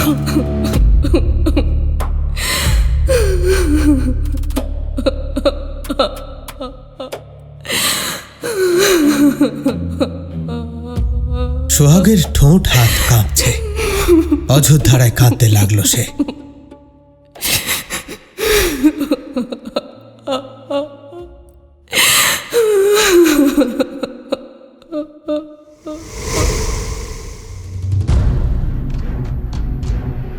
আউশের সেই ভয়ানক মূর্তিটা এসে দাঁড়ালো তিন্নির নিথর দেহের সামনে। ততক্ষণে গুরু মরণপণে চিৎকার করতে করতে যন্ত্রণার শেষ সীমায় পৌঁছে জ্ঞান হারিয়েছে। তার মাথাটা একপাশে হেলে পড়েছে, চোখ দুটো বোজা। যজ্ঞবেদীর ওপার থেকে সেই অজ্ঞাত বৃহন্নলা এবার উচ্চস্বরে এক অদ্ভুত আদিম শ্লোক পাঠ করতে শুরু করল। আউশ তার 6টা ধারালো নখযুক্ত ডান হাতটা শূন্যে উঁচিয়ে ধরল, ঠিক যেভাবে সে রাধা, ভোলা আর কাতিনের চোখ উপড়ে নিয়েছিল। এবার তিন্নির পালা। ধারালো নখযুক্ত হাতটা তিন্নির চোখ বরাবর নেমে আসতেই যাবে, এমন সময় কোথা থেকে যেন ঘরের ভেতর একটা কালো হাওয়ার ঘূর্ণি প্রবেশ করল। যজ্ঞের আগুনটা উন্মত্তের মতো কাঁপতে কাঁপতে দাউ দাউ করে জ্বলে উঠল, পরক্ষণে আবার নিভে যাওয়ার উপক্রম হলো। ঘরের মধ্যে ইতিউতি ছড়ানো মাটির মালসা, আউশ ধান, কঙ্কালের ছাইয়ের পাত্রগুলো লণ্ডভণ্ড হয়ে চারিদিকে ছিটকে পড়তে লাগলো একে একে। দেওয়াল থেকে খসে পড়তে লাগলো চাউর। আর ঠিক তারই ভেতর ঘরের অন্ধকার এক কোণ থেকে গম্ভীর ঘড়ঘড়ে শব্দটা শোনা গেল। সেই শব্দেই আউশের উঁচিয়ে ওঠা হাতটা মাঝপথে স্তব্ধ হয়ে গেল। তার 3টে খয়েরি চোখ ভয়ার্ত দৃষ্টিতে ঘুরে তাকালো ঘরের অন্ধকার কোণটার দিকে। ঘরটার মধ্যে তখন প্রলয় শুরু হয়ে গিয়েছে। ঘূর্ণির হাওয়ায় রক্তমাখা মাটি উঠছে, ওদিকে অজ্ঞাত বৃহন্নলার মন্ত্রপাঠও মাঝপথে থেমেছে।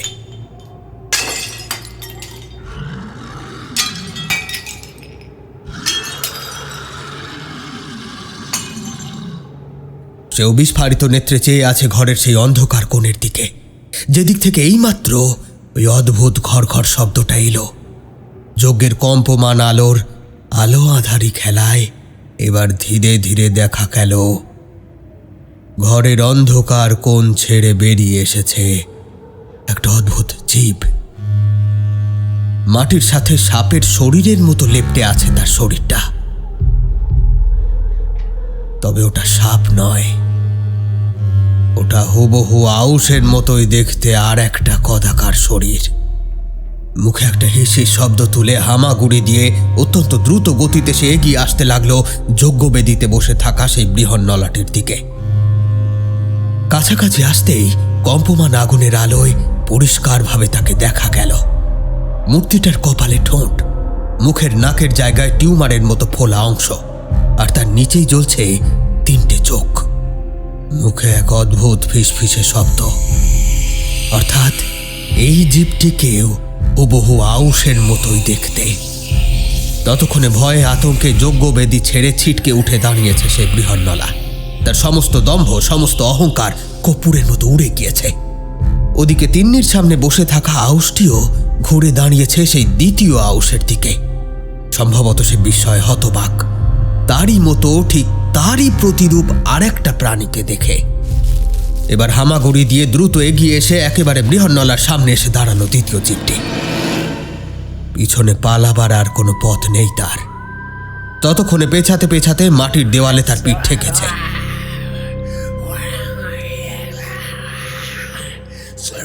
এই মুহূর্তে ঘরের শেষ আলোর উৎস, ওই যজ্ঞের কম্পমান অগ্নিশিখাটি হঠাৎ দপদপ করতে করতে কিভাবে যেন নিভে গেল। জমাট অন্ধকার সমস্ত ঘরটাকে গ্রাস করতেই আবারও শোনা গেল সেই কালান্ত ঘর ঘর শব্দ, আর তারপরে এক তীব্র মরণ চিৎকার।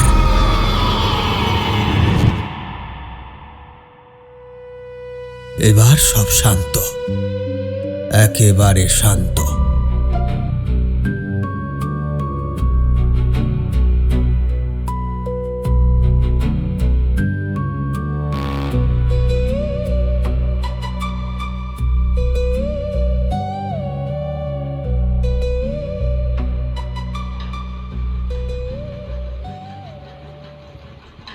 গুরুদত্ত যখন আবার চোখ খুলল, প্রথমেই অনুভব করল তার মাথার ওপর একটা সাদা সিলিং ফ্যান ঘুরছে।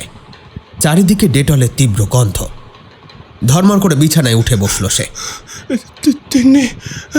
বুকটা হাঁপুড়ের মতো ওঠানামা করছে। কোথায় আমার তিন্নি? গুরু শান্ত হও, শান্ত হও। কোথায়? আমরা আছি। একটা চেনা কণ্ঠস্বর তাকে আলতো করে চেপে ধরে। এবার গুরু খেয়াল করল তার বিছানার পাশে বসে আছেন ফরেন্সিক এক্সপার্ট হিমাদ্রি শেখর আর হাবিলদার পল্টন। পল্টনের মুখটা ক্লান্ত, হিমাদ্রিবাবুর গম্ভীর। পল্টন গুরুর কাঁধে হাত দিয়ে পাশের দিকে ইশারা করল। গুরু তড়িঘড়ি মাথা ঘোরাতেই দেখল ঠিক তার পাশের বেডেই শুয়ে আছে তিন্নি, মুখে অক্সিজেন মাস্ক লাগানো। শান্তিতে ঘুমোচ্ছে মেয়েটা, তার বুকের ওঠানামা স্পষ্ট। হিমাদ্রিবাবু এবার মৃদু হেসে বললেন, তিন্নি সম্পূর্ণ বিপদমুক্ত গুরুদত্ত, ওর গায়ে একটি আঁচড়ও লাগেনি। গুরুর চোখ দিয়ে জল গড়িয়ে পড়ল। সে নিজের কপালটা চেপে ধরল। মাথার মধ্যে কেমন যেন একটা শূন্যতা, একটা তীব্র আলোড়ন। কি একটা মনে এসেও যেন মনে আসছে না তার, একটা ওলট পালট করা অনুভূতি। কিন্তু গুরু পল্টনের দিকে তাকিয়ে বলল, কিন্তু পল্টন, তোমরা আমাদের কিভাবে পেলে? আমি তো আমি তো আমি তো আমি আমি তো পল্টন চাইল হিমাদ্রিবাবুর দিকে। হিমাদ্রিবাবু ইশারা করাতে একটা দীর্ঘশ্বাস ছেড়ে ঘটনার বিবরণ দিতে শুরু করল। গুরুদা, আমি গতকাল সকাল থেকে ইন্সপেক্টর হৃদয় হরণ স্যারকে ফোনে পাচ্ছিলাম না। ওনার কোয়ার্টারে গিয়েও ওনাকে পাইনি। আমার মনে হলো স্যার হয়তো কোনো তদন্তে হিমাদ্রি স্যারের কাছে গেছেন, তাই আমি হিমাদ্রি স্যারকে ফোন করি। কিন্তু স্যারও যখন বললেন ওনার কাছে হৃদয় স্যার যাননি, তখন আমরা দুজনেই ঘাবড়ে গেলাম। হিমাদ্রি স্যার তড়িঘড়ি আগাছাতলায় এলেন, আমি ওনার সাথে যোগ দিলাম। আমরা দুজনে মিলে হৃদয় স্যারের কোয়ার্টারে আরেকবার গেলাম, কিন্তু কিন্তু সেখানেও কেউ ছিল না। পল্টন একটু থামল, বোধহয় আগে কি বলবে সেটা গুছিয়ে নিচ্ছে। অগত্যা আমরা আগাছাতলায় গিয়ে অপেক্ষা করতে লাগলাম, কারণ সেখানে আউশ বাড়ির শেষ উৎসবের রিচুয়াল চলছিল। কিন্তু অনেকক্ষণ কেটে যাওয়ার পরও যখন তুমিও এলে না, তখন মনটা বড় কু ডাকতে লাগলো। আমরা সোজা তোমার বাড়ি গেলাম। সেখানে তোমার বাবার মুখে শুনলাম যে তিন্নিকে নাকি সকাল থেকে খুঁজে পাওয়া যাচ্ছে না, আর তুমি নাকি তিন্নিকে খুঁজতে খুঁজতে হৃদয় স্যারের হোমস্টের দিকে গেছো। পল্টনের কথাগুলো শুনে গুরুর মনের ভেতরের সেই কুয়াশা হঠাৎ এক ঝটকায় কেটে গেল। পল্টন, হিমাদ্রিবাবু, আমি ওই জিনিসটাকে দেখেছি। উফ, কি ভয়ানক! আমি হৃদয়ের হোমস্টেতে গিয়েছিলাম। ওখানকার বাথরুমে আমি ওই আউশের গায়ের বিষাক্ত মরা চামড়া পেয়েছি, আর তারপরেই আয়নায় একটা ভয়ানক মুখ দেখতে পাই। আর ঠিক সেই সময় আমার পেছন থেকে কেউ একজন আক্রমণ করে, আমার পিঠে নখ বসিয়ে দেয়। তারপর তারপর আমার আর কিছু মনে নেই। হিমাদ্রিবাবু গুরুর দুই কাঁধ শক্ত করে চেপে ধরলেন। শান্ত হও গুরু, শান্ত হও। তুমি এখন হাসপাতালের বিছানায়। তোমার শরীরে ওই বিষের প্রভাবটা এখনো পুরোপুরি কাটেনি। এই অবস্থায় বেশি উত্তেজনা তোমার শরীরের পক্ষে মারাত্মক হতে পারে। বিষ? কি বলছেন আপনি? দেখো গুরু, তোমাকে বলতে চাইনি ব্যাপারটা, কিন্তু তবু বললাম। একজন ডাক্তার হিসেবে মনে হলো আমার বলাটা দরকার। তোমার জানাটাও গুরুত্বপূর্ণ। যে বিষ প্রয়োগ করে এতগুলো খুন হয়েছে, সেই বিষ তোমার শরীরেও প্রয়োগ করানো হয়েছিল। এই যে একটু আগে তুমি বললে না যে বাথরুমের পিছন থেকে তোমার উপরে আক্রমণ করা হয়েছে, আমার মনে হচ্ছে সেই সময়টাতেই বিষটা প্রয়োগ করা হয়েছে। হতাশায় কাঁধ দুটো ঝুলে গেল গুরুর। অত্যন্ত গম্ভীরভাবে সে বলল, তাহলে আমার হাতে কতদিন সময় আর আছে হিমাদ্রিবাবু? মৃদু হেসে গুরুর হাত দুটো শক্ত করে চেপে ধরলেন হিমাদ্রি। ভয় নেই গুরু, আমার মনে হচ্ছে খুনি তোমাকে মারতে চায়নি, তোমাকে বাঁচিয়ে রাখতে চেয়েছিল। হয়তো এই কাজের পিছনে তার কোনো উদ্দেশ্য ছিল। আবারও কি একটা মাথায় এসেও আসছে না যেন গুরুর। মাথাটা টনটন করছে। হিমাদ্রি বলে চলেছেন, খুনি এই বিষের প্রয়োগ পদ্ধতি বেশ ভালো মতো রপ্ত করেছে বলতে হয়। যতটুকু বিষ প্রয়োগ করলে তোমার নার্ভ দুর্বল হবে, তুমি কিছুক্ষণ অজ্ঞান হয়ে থাকবে, ঠিক ততটুকুই বিষ প্রয়োগ করেছিল সে। ফলে আপাতত তুমি বিপদ মুক্ত। একটু থেমে গুরুর হাত দুটো নিজের হাতের মধ্যে নিয়ে শক্ত করে চেপে হিমাদ্রি বললেন, যাই হোক, তুমি এখন একটু রেস্ট নাও। কাল সকালে আমি আর পল্টন এসে বাকি সব কথা বিস্তারে বলবো। দাঁড়ান হিমাদ্রিবাবু, সব বলবেন মানে? না মানে আমার কি হয়েছিল আপনি জানেন? আর খুনি ধরা পড়েছে? গুরুর চোখের সেই তীব্র আকুলতা আর মানসিক অবস্থা দেখে হিমাদ্রিবাবু আর না বলতে পারলেন না। এখন যদি গুরুকে তিনি সবটা না বলেন, এই গোটা রাতটা তার কাটাতে বড্ড কষ্ট হবে। তার ফলে তার মানসিক চাপ বাড়বে, শরীর আরও অসুস্থ হবে। ফলত একটা দীর্ঘশ্বাস ফেলে তিনি আবার লোহার চেয়ারটায় এসে বসলেন। ঘটনা শুরু করার জন্য পল্টনকে ইশারা করলেন তিনি। ঘরের পরিবেশটা থমথমে হয়ে উঠল। ততক্ষণে পল্টন একটু এগিয়ে এসে গুরুর বেডের কাছে দাঁড়িয়েছে। এবার সে আস্তে আস্তে বলতে শুরু করল। কাল যখন বিকেল গড়িয়ে সন্ধে হয় আমরা তখনও পুরোপুরি দিশেহারা। হৃদয় স্যারের কোনো খোঁজ নেই, তোমারও কোনো পাত্তা নেই। আর ওদিকে তিন্নি, আমরা কি করব, কোথায় খুঁজব, কিছুই বুঝে উঠতে না পেরে থানায় এসে চুপচাপ অপেক্ষা করছিলাম। ঠিক এই রকম একটা মুহূর্তে আচমকা একটা কাণ্ড ঘটল। পল্টন একটু থামল। কাল রাতের দৃশ্যটা যেন তার চোখের সামনে ভেসে উঠছে। থানার বাইরে তখন ঘুটঘুটে অন্ধকার। হঠাৎ খিলখিল করে উদুম হাসির আওয়াজ শুনতে পেলাম। কিছু বুঝে ওঠার আগেই দরজার পর্দাটা ঠেলে কানাই থানায় এসে উপস্থিত হলো। ওর সারা গা দিয়ে ভক ভক করে মদের গন্ধ বেরোচ্ছে। চোখ দুটো জবা ফুলের মতো লাল, আর চুলে ধুলো কাদা। কানাইকে দেখে বোঝাই যাচ্ছিল যে সে আর নিজের মধ্যে নেই। কোনো এক ঘোর বা উন্মাদনা ওকে গ্রাস করেছে বলে চলল পল্টন। কানাই এসেই মেঝেতে ধরাম করে বসে পড়ল। তারপর টেবিলটা চাপড়ে পাগলের মতো বকতে শুরু করলো। সব জানে, ওরে মোড়ল, ওরে শয়তান, আউজ বুড়ো সব জানে, সব দেখেছে। এই মাতলার বাড়ে দাঁড়িয়ে এতগুলান মানুষে মেরিয়েছে শালা। কত রক্ত, কত ভাবছে আউরে ছেড়িয়ে দেবে। সারবে নে রে কানু, আউ ছোড়ে সারবে নে। মারবে মারবে, ওরেও মারবে, ওরেও মারবে।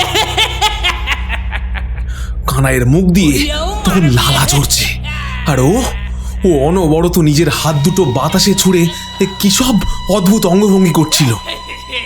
প্রথমে আমরা ভেবেছিলাম যে কানাই বোধহয় অতিরিক্ত মদ খেয়ে আবার সেই পুরনো বউ বাচ্চা মরার পাগলামি আর প্রলাপ জুড়েছে, কারণ ও তো এমনিতেই অর্ধেক সময় মালের নেশায় বুঁদ হয়ে থাকে। ও কেন যেন একটা খটকা জাগলো মনের ভেতর। মনে হলো যে ও যেন কোনো একটা জলজ্যান্ত খুনের ঘটনা নিজের চোখে দেখে এসেছে, কিংবা ও এমন কোনো গোপন সত্যি জানে যা আমরা কেউ জানি না। আমি ওরে চেপে ধরবো বলে যেই এগিয়ে গেছি, কানাই ততক্ষণে আবার সেই লালচে কালো দাঁত বের করে পাগলের মতো হাসতে হাসতে থানা থেকে চিৎকার করে বেরিয়ে গেল। আর আমরা বারণ করার আগেই ও অন্ধকারের মধ্যে একদিকে রাস্তা ধরে ছুটতে শুরু করলো। এবার হিমাদ্রি বাবু চশমাটাকে নাক বরাবর একটু ঠেলে দিয়ে বলতে শুরু করলেন। আমরা দুজনে আর এক মুহূর্তও দেরি না করে ওই কানাইয়ের পিছু পিছু ছুটতে শুরু করলাম। ও তখন উন্মাদ দোস্তের মতো গোঙাতে গোঙাতে অন্ধকারের বুক চিরে এগিয়ে চলেছে। আমাদের টর্চের আলো ওর পিঠে গিয়ে পড়ছিল। সেই আলোতেই দেখছিলাম লোকটা অবিরত হাত পা ছুঁড়ে চিৎকার করছে। তো ছুটতে ছুটতে অবশেষে আমরা এসে পৌঁছালাম হৃদয়ের হোমস্টের সামনেটায়। তখন সবে চারপাশের শেষ আলোটুকুও ফুরিয়ে আসার জোগাড়। হোমস্টের চারপাশটা এক নিঝুম থমথমে অন্ধকারে ডুবে। চারিদিকে ছড়িয়ে থাকা বড় বড় খিরিস গাছের ডালপালাগুলো অন্ধকারের কালচে অবয়ব নিয়ে যেন ওত পেতে দাঁড়িয়ে রয়েছে। মাতলা নদী থেকে একটা ঠান্ডা বাতাস ধেয়ে এলো, চারিদিকের পাতাগুলোকে কাঁপিয়ে এক অদ্ভুত শব্দ তুলে চলে গেল। হোমস্টের জানলাগুলো সব বন্ধ আর অন্ধকার। আমরা দেখলাম কানাই প্রধান ফটকের দিকে না গিয়ে হোমস্টের একদম পিছনের দিকটায় ছুটে চলে গেল। কোনো কথা না বলে ওর পিছু নিলাম আবারও। আর সেই পিছন দিকে কিছুটা এগোতেই আমাদের টর্চের আলোয় যা দেখলাম তাতে আমাদের বুকটা কেঁপে উঠল। হোমস্টের পিছনের ওই অসমতল ঘাস জমির ওপর তোমরা দুইজনে নিঃসাড় হয়ে পড়ে আছো। তিন্নি একপাশে চাদর জড়ানো অবস্থায় শুয়ে, আর তুমি হাত পা বাঁধা অবস্থায় তার থেকে কিছুটা দূরে অচৈতন্য হয়ে পড়ে। তোমাদেরকে উদ্ধার করতে গিয়ে আমাদের টর্চের আলোটা গিয়ে পড়ল ঘাস জমি পার হয়ে আরেকটু পিছনের দিকে। সেখানে একটা ঘুপচি ঘর দেখলাম। দরজাটা হা করে খোলাই ছিল। শুধু তাই নয়, সেই ঘরের ভেতর থেকে একটা পচা গন্ধ এসে আমাদের নাকে ধাক্কা দিল। টর্চ নিয়ে সেদিকে এগোতেই দেখলাম ঘরের ভেতর থেকে ধোঁয়া বেরোচ্ছে। ততক্ষণে কানাই সেই খোলা দরজার সামনে দাঁড়িয়ে নিজের মাথা দেওয়ালে ঠুকছে আর বিড়বিড় করছে। ভেতরে কিছু একটা ভয়ানক ঘটেছে বা ঘটতে চলেছে, এমন কিছু আঁচ করে আমরা নিজেদেরকে মানসিক ও শারীরিকভাবে প্রস্তুত করে নিলাম। পল্টন ওর কোমরে থাকা লাঠিটা শক্ত করে ধরল। আমার সার্ভিস রিভলভারটা আমি সঙ্গেই এনেছিলাম, সেটাকেই বাগিয়ে ধরে ধীরে ধীরে সেই ঘরে প্রবেশ করতেই টর্চের আলোটা মেঝেতে গিয়ে পড়ল। আর আমাদের অবস্থা হলো দেখবার মতো।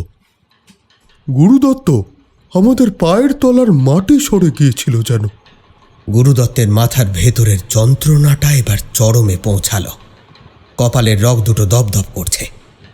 কোনো এক ভয়ানক সত্য তার স্মৃতিতে এসেও ঠিক ধরা দিচ্ছে না। ঠিক যেন একটা অন্ধকারের দেওয়ালে আটকে দাঁড়িয়ে আছে। গুরুদত্ত নিজের ডান হাতের 3টে আঙুল দিয়ে কপালটা রগড়াতে রগড়াতে ভাঙা অবশ গলায় জিজ্ঞেস করল, কি দেখলেন সেই ঘরের ভেতর? হিমাদ্রিবাবু একটা গভীর দীর্ঘশ্বাস ফেলে বললেন, আমাদের টর্চের আলোটা ঘরের মেঝেতে গিয়ে পড়তেই দেখেছিলাম সেখানে দুটো মানুষের নিথর দেহ পড়ে আছে। দুজনেরই চোখ দুটো বীভৎসভাবে উপড়ে নেওয়া হয়েছে, আর গোটা মেঝেময় ছড়ানো রয়েছে নানাবিধ অদ্ভুত আর বিকৃত জিনিসপত্র। পল্টন এবার আর নিজেকে চেপে রাখতে পারল না। ও গুরুর বেডটার আরো কাছে এগিয়ে এসে উত্তেজিত গলায় বলল, গুরুদা, ওই জিনিসগুলো আসলে সাধারণ কিছু নয়।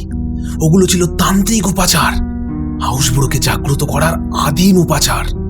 ওই অন্ধকূপের ভেতর ওরা দিনের পর দিন হাউসবুড়োর যজ্ঞ করত, বুঝলে? কিন্তু পল্টনের এই ব্যাখ্যার দিকে তখন গুরুদত্তের বিন্দুমাত্র কান ছিল না। তার মনের ভেতর তখন অন্য একটা আশঙ্কার ঝড়। সে পল্টনকে থামিয়ে দিয়ে হিমাদ্রিবাবুর চোখের দিকে তাকিয়ে প্রশ্ন করল, দেহ দুটো কার ছিল হিমাদ্রিবাবু? হিমাদ্রিবাবু ক্ষণিকের জন্য চুপ করে গেলেন। ঘরের ভেতরের বাতাসের তাপমাত্রা যেন এক ধাক্কায় আরো কিছুটা নেমে গেল। তারপর গুরুর দিকে তাকিয়ে অত্যন্ত শান্ত কিন্তু থমথমে গলায় বললেন, তার মধ্যে একটা মৃতদেহ ছিল তোমাদের গ্রামের সেই আউশ বুড়োর। আউশ বুড়ো মানে? গুরুদত্ত এক লহমায় চরম উত্তেজিত হয়ে উঠে বসল।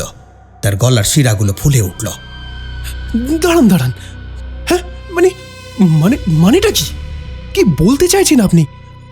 আউশ বুড়ো তো একটা মিথ, একটা মূর্তি, একটা মাস হিস্টেরিয়া। সে কিভাবে? হিমাদ্রিবাবু পল্টনের দিকে তাকাতেই পল্টন অত্যন্ত উৎসাহ আর রোমাঞ্চে চোখ বড় বড় করে বলে উঠল, হিমাদ্রি স্যার একদম ঠিক বলছেন গুরুদা। আরে হাউস বুড়োই বটে, কিন্তু এ নকল।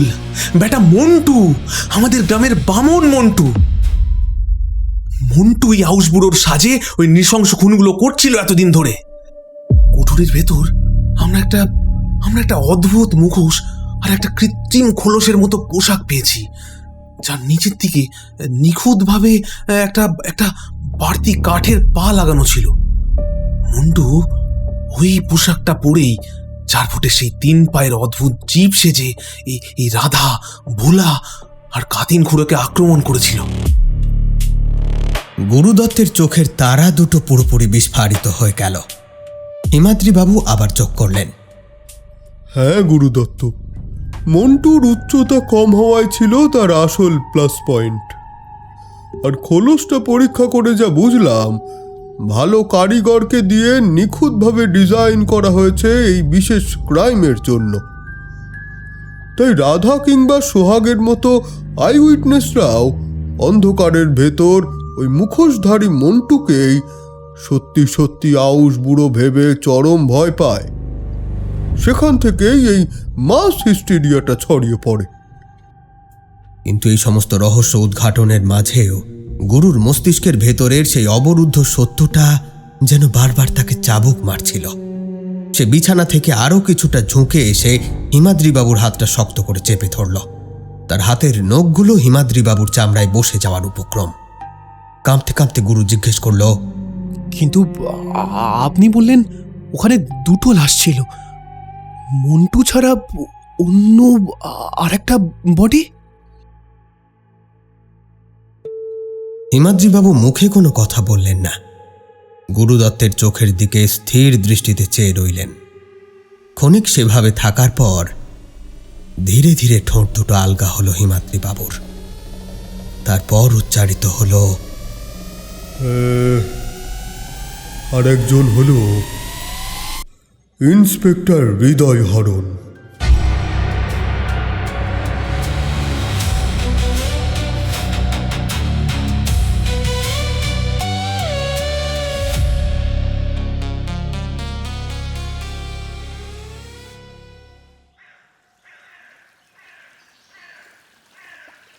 কেটে গিয়েছে 10টা দিন। মাকড়সার জালের মতো পেঁচিয়ে পেঁচিয়ে জমা রহস্যগুলো এবার একে একে জট খুলতে চলেছে। মাতলার তীরে এসে জড়ো হয়েছে 3টে মাথা, গুরুদত্ত, হিমাদ্রি আর পল্টন। সেদিন বিছানার বেডে বসে সবটা মনে না পড়লেও এ কদিনে ধীরে ধীরে অনেক কিছুই মনে পড়েছে গুরুদত্তের। সেদিন সেই গোপন কুঠুরিতে কি হয়েছিল সেটাই এখন পল্টন আর হিমাদ্রিকে বলল সে। তাহলে গুরু, তুমি বলছো ইন্সপেক্টর হৃদয়ের কথাতেই মন্টু খুনগুলো করলো? শুধু বলছি না, প্রমাণও আছে। এক তো তার ওইরূপ মানানসই হাইট, তার উপর তার হাতে যে 6টা আঙুল, সেটা নিশ্চয়ই আপনি খেয়াল করেছেন। এখন প্রশ্ন হলো, খুন করার এই মাস্টার মাইন্ডটা তার মতো একটা গ্রাম্য সাধারণ মানুষ পেল কি করে? আর তার উত্তর স্বয়ং হৃদয়হরণ। সেটা তো স্পট থেকে তাদের দেহ উদ্ধার হয়েছে বলে বলছো, নাকি তাছাড়া কোনো কারণ? পল্টন বলল, কারণ আছে স্যার। গত কয়েকদিনে আমি আর গুরুদা মিলে শহর থেকে হৃদয়হরণ স্যারের ব্যাপারে কিছু ডিটেলস জোগাড় করেছি, আর তাতেই জানতে পেরেছি যে স্যারের জীবন খুব একটা সুখের ছিল না। তার বৈবাহিক জীবনে অশান্তি ছিল। স্যারের স্ত্রী শোভা, তার জরায়ু বা ইউটেরাসে টিউমার আছে, তাই বায়োলজিক্যালি বেবি কনসিভ করতে পারবে না।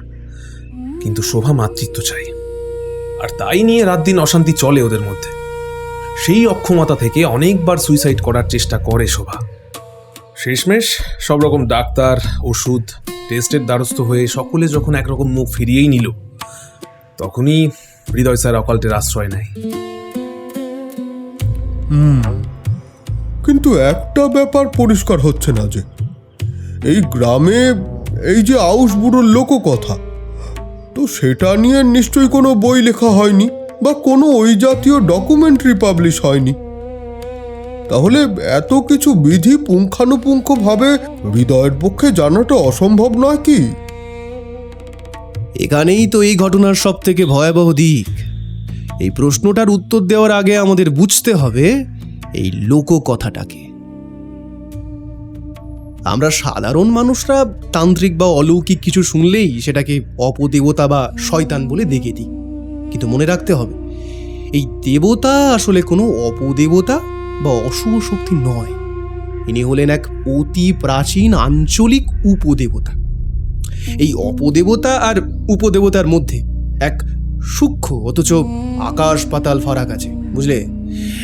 অপদেবতার সৃষ্টি হয় কেবল ধ্বংস আর অনিষ্ট সাধনের জন্য, কিন্তু আউশ বুড়ো তেমন নন। যুগ যুগ ধরে এই মাতলা নদীর অববাহিকায় কিন্নর বা বৃহন্নলা সম্প্রদায়ভুক্ত মানুষেরা এই দেবতাকে ডাকত। এবার সমাজে যাদের ব্রাত্য করে রেখেছে, যারা নিজেদের প্রকৃত অস্তিত্ব আর পরিচয়ের অধিকারের জন্য আজীবন লড়ে যায়, আউশ বুড়ো হলো তাদের পরম আশ্রয়। নিজেদের প্রতিপত্তি, সম্মান আর সমাজে একটু মাথা উঁচু করে বাঁচার শক্তির জন্য এই কিন্নর মায়েরা আউশ বুড়োর আরাধনা করত। শুধু তাই নয়, এই আঞ্চলিক লোকবিশ্বাসের মূল শিকড়টা কিন্তু সৃষ্টির আনন্দের সঙ্গে যুক্ত। বন্ধাত্ম বা কোলশূন্য মায়ের কোল পূর্তির জন্য বা সন্তান কামনায় এই দেবতাকে ডেকে থাকেন গ্রামের মহিলারা। আউশ ধান যেমন নতুন জীবনের নতুন ফসলের প্রতীক, আউশ বুড়ো কিন্তু তেমনই এক নতুন সৃষ্টির শুভকারী দেবতা। আর তাছাড়া কিন্নর মায়েরা বিশ্বাস করত এই জন্মে নিষ্ঠা ভরে আউশের ব্রত রাখলে পরের জন্মে তারা পূর্ণাঙ্গ নারী বা পুরুষ হিসেবে জন্ম নেওয়ার অধিকার পাবে, লৈঙ্গিক অভিশাপ থেকে তারা মুক্তি পাবে। গুরুদত্ত থামল, তারপর ছুটতে থাকা মাতলার জলরাশির দিকে চেয়ে বলল, উপদেবতারা প্রাকৃতিক শক্তির মতো শুদ্ধ এবং নিরপেক্ষ। আউশ বুড়ো আসলে শুভকারী দেবতা বটে, কিন্তু কেউ যদি তাকে কোনো ভুল পথে ডাকে কিংবা নিজের কুৎসিত লালসা, ক্ষমতা আর স্বার্থ নিবারণের জন্য তাকে কুক্ষিগত করতে চায়, তখন তিনি মারাত্মক কুপিত হন। প্রকৃতি যেমন তার ভারসাম্য নষ্ট হলে প্রলয় ডেকে আনে, আউশ বুড়ো তেমনি সংহারক রূপ ধারণ করেন।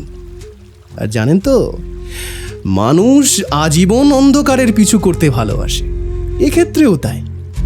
আউশ বুড়োর সংহার রূপটাই সকলে মনে রাখল, আর তাতেই আউশ বুড়োর নামে গ্রামে এত ভীতি উঠে গেল। কিন্তু আসল লোককথাটা হৃদয়হরণ জানত। সেটা জানলো কিভাবে, এবার সেটা বলি, দাঁড়ান। এবার হিমাদ্রির দিকে ফিরে প্রশ্ন করল, আচ্ছা হিমাদ্রি বাবু, টেস্ট করার সময় হৃদয়হরণের পিঠের উল্কিটা লক্ষ্য করেছিলেন? হ্যাঁ, করেছি বই কি। ওই উল্কি আপনি আমাদের গ্রামের আগাছা তলার প্রত্যেকটা মানুষের হাতে পাবেন। বলছো কি? একদম ঠিক শুনলেন। আপনি স্বাচ্ছন্দ্যে গিয়ে পরীক্ষা করে আসতে পারেন। তার মানে ওই সম্প্রদায়ের সাথে কিছু একটা যোগসূত্র ছিল তার, আর এই গ্রামের সাথেও তার পুরনো কোনো টান ছিল। আচ্ছা আচ্ছা, সেই কারণেই এই লোককথা থেকে সে বিস্তৃত নয়। ইন্টারেস্টিং। পল্টন বলল এবার। মন্টুর সাথে আগে থেকে যোগাযোগ করে পুরো প্ল্যানটা হৃদয় স্যারই চোখে দিয়েছিল। তার উপর সাপে বড় হলো মন্টুর শারীরিক গঠন। প্রথমে কানাইকে অ্যাঙ্গেল করে পুরো কেসটা ইউটার্ন করতে চেয়েছিল। এবার ধীরে ধীরে তাতে যুক্তিগত সমস্যা হওয়াতে শেষমেশ আগাছাতলার কিন্নরদের ওপর কেসটা ঘোরানোর চেষ্টা করে। বলছো কি পল্টন? দাঁড়াও দাঁড়াও, আমি যেন দুয়ে দুয়ে চার করতে পারছি। আঙুল গুনে একে একে বলে চললেন হিমাদ্রি। প্রথমত গুরুদত্তকে পরিমিত বিষ প্রয়োগ করে ওই গোপন কুঠুরিতে নিয়ে যাওয়া হলো। হ্যাঁ, দ্বিতীয়ত গুরুদত্তের সামনে তিন্নিকে বলি উৎসর্গের নামে নকল আউশ বুড়োকে দিয়ে খুন করানো। আচ্ছা, আর তৃতীয়ত এই সমস্ত ঘটনার আই উইটনেস হবে ওই গুরুদত্ত, এমনটাই তারা চেয়েছিল। আর তাই সেদিন শাড়ি পরে ওই কুঠুরিতে উপস্থিত ছিল হৃদয়হরণ। সে আমাকে তার মুখ দেখায়নি, কেবল গলার স্বর এবং দেহটা দেখিয়ে নিজের পরিচয় গোপন করে তার জায়গায় আগাছাতলার কোনো বৃহন্নলা মায়ের পরিচয় বসাতে চেয়েছিল। মুখের কথা কেড়ে নিলেন Himadri. Got it Guru, got it. তাই সেদিন হৃদয়হরণের দেহটা যখন পেলাম তার পরনে শাড়ি ছিল। এবার সব পরিষ্কার। আসলে তিন্নি ছিল বিধি অনুসারে তাদের অন্তিম খুন। এখন স্বভাবতই এই খুনের পর এটাকে সলভ করার দায়ভারও ওই হৃদয়হরণের কাঁধেই পড়বে। আর রিপোর্টে লোককথার দোহাই দিলে তো আর ঊর্ধ্বতন কর্তৃপক্ষ মানবে না। তাই কারো না কারো ঘাড়ে এই দোষ চাপাতেই হতো। গায়ের লোকজনের সাথে কদিন কাটিয়ে সে বুঝেছিল গায়ে যা পরিস্থিতি তাতে খুব সহজেই চোখ বন্ধ করে ওই বৃহন্নলা গোষ্ঠীর দিকে দোষের তীরটা চালিয়ে দেওয়া যায়। আর সেটা প্রমাণ করতে খুব একটা বেগ পেতে হবে না। আর এর থেকেই এই ভয়ানক বুদ্ধিটা তার মাথায় খেলে যায়। গুরুকে আই উইটনেস করে। হয়তো তিন্নিকে খুন করে অবচেতন গুরুকে কোথাও একটা ফেলে আসতো। তারপর গুরুর জ্ঞান ফিরে যখন তার আদরের তিন্নিকে ওইরূপ অবস্থায় সে দেখত, তখন সে পাগল হয়ে যেত। কারণ এই গুরুই হলো এই গ্রামের একমাত্র মানুষ যে ওই অবহেলিত জাতটাকে নিঃস্বার্থে ভালোবাসে। আর সে তার নিজে চোখে দেখেছে একজন বৃহন্নলা যজ্ঞ করে আউশ বুড়োকে জাগিয়েছে, আর সেই আউশ বুড়োর কাছে বলি দিয়েছে তিন্নিকে। এভাবে গুরুর ভালোবাসায় আঘাত করতে পারলেই ব্যাস হৃদয়ের উদ্দেশ্য সফল। ছি ছি ছি ছি ছি ছি ছি, থু, শয়তানটা এত নিচে নেমেছিল, ভাবলেই গাটা গুলিয়ে উঠছে। ছি। এটুকু বলে নিজের মুখটা দুহাতে ঢেকে নিলেন হিমাদ্রি। তারপর হঠাৎ কি একটা মনে পড়ে গিয়েছে এমন ভাব করে আবার মুখ তুলে বললেন, তোমাদেরকে আরো একটা জিনিস দেখানোর আছে। তোমাদের জানা দরকার বই কি। আসো দেখি আমার সাথে।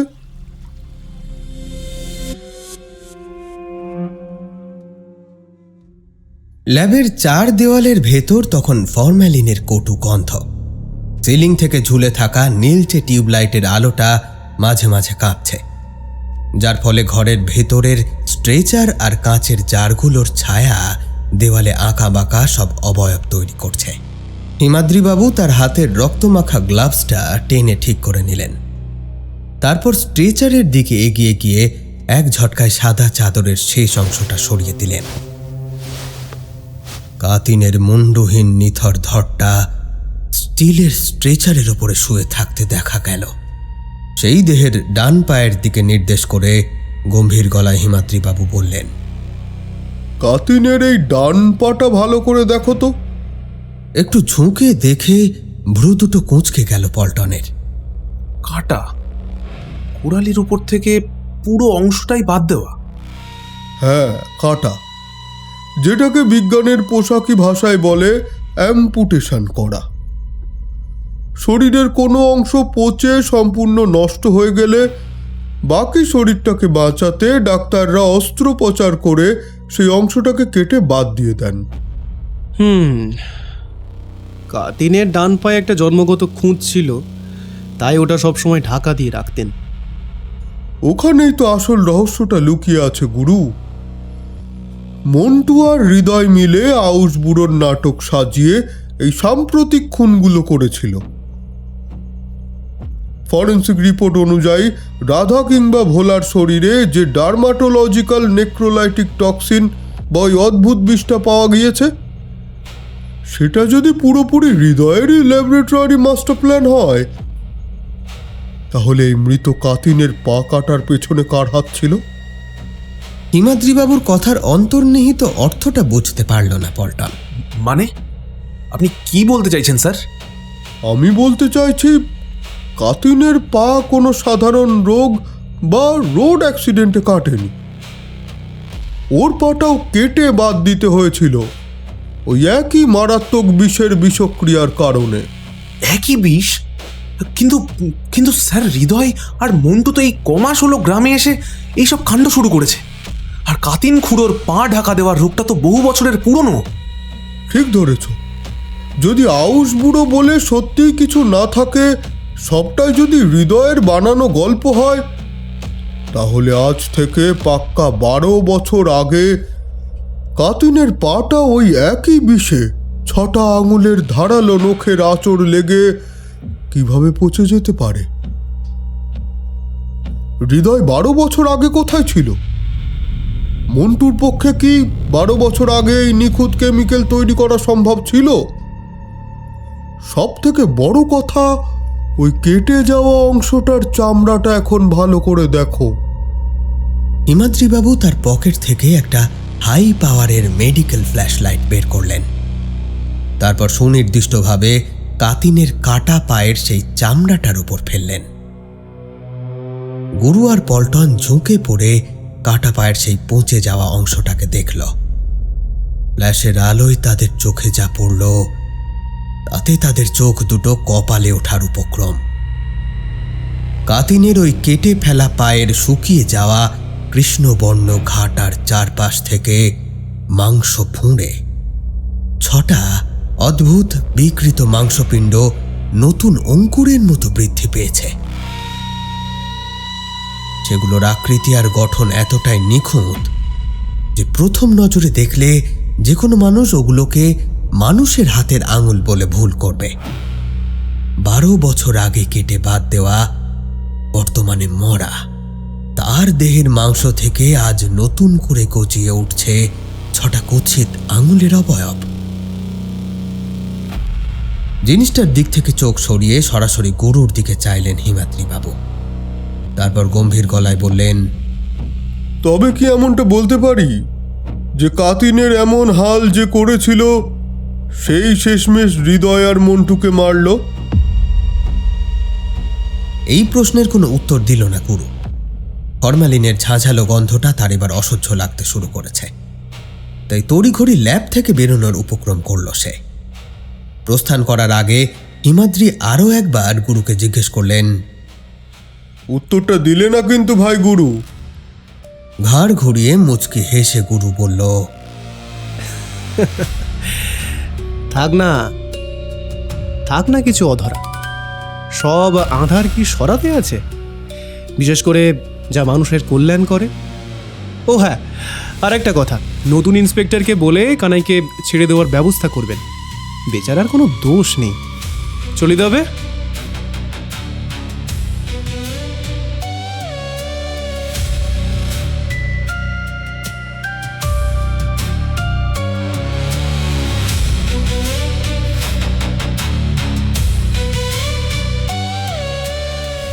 আপনারা শুনলেন অনিমেষ গিরির কাহিনী আউশ ঠাকুরের ভোগ ও নোক। দুটি পর্বই কেমন লাগলো কমেন্ট সেকশনে জানাবেন, আর আগামী দিনে কী ধরনের গল্প শুনতে চান সেটিও জানাবেন। ভালো কিংবা মন্দ যাই হোক না কেন, আপনাদের কমেন্ট আমাদের কাছে অত্যন্ত গুরুত্বপূর্ণ, তাই গল্প শুনে মন্তব্য করতে ভুলবেন না। আর হ্যাঁ, যে সমস্ত শ্রোতা বন্ধুরা আমাদেরকে প্রথমবারের জন্য শুনছেন, তারা আমাদের চ্যানেল ঘুরে বাকি গল্পগুলিও শুনতে পারেন। চলুন তবে, আজকের মতো সময় এখানে শেষ হচ্ছে। তবে চিন্তা নেই, খুব শীঘ্রই হাজির হব হাড় হিম করা কোনো গল্প নিয়ে। ততক্ষণ সুস্থ থাকুন, শুনতে থাকুন গল্প কথা।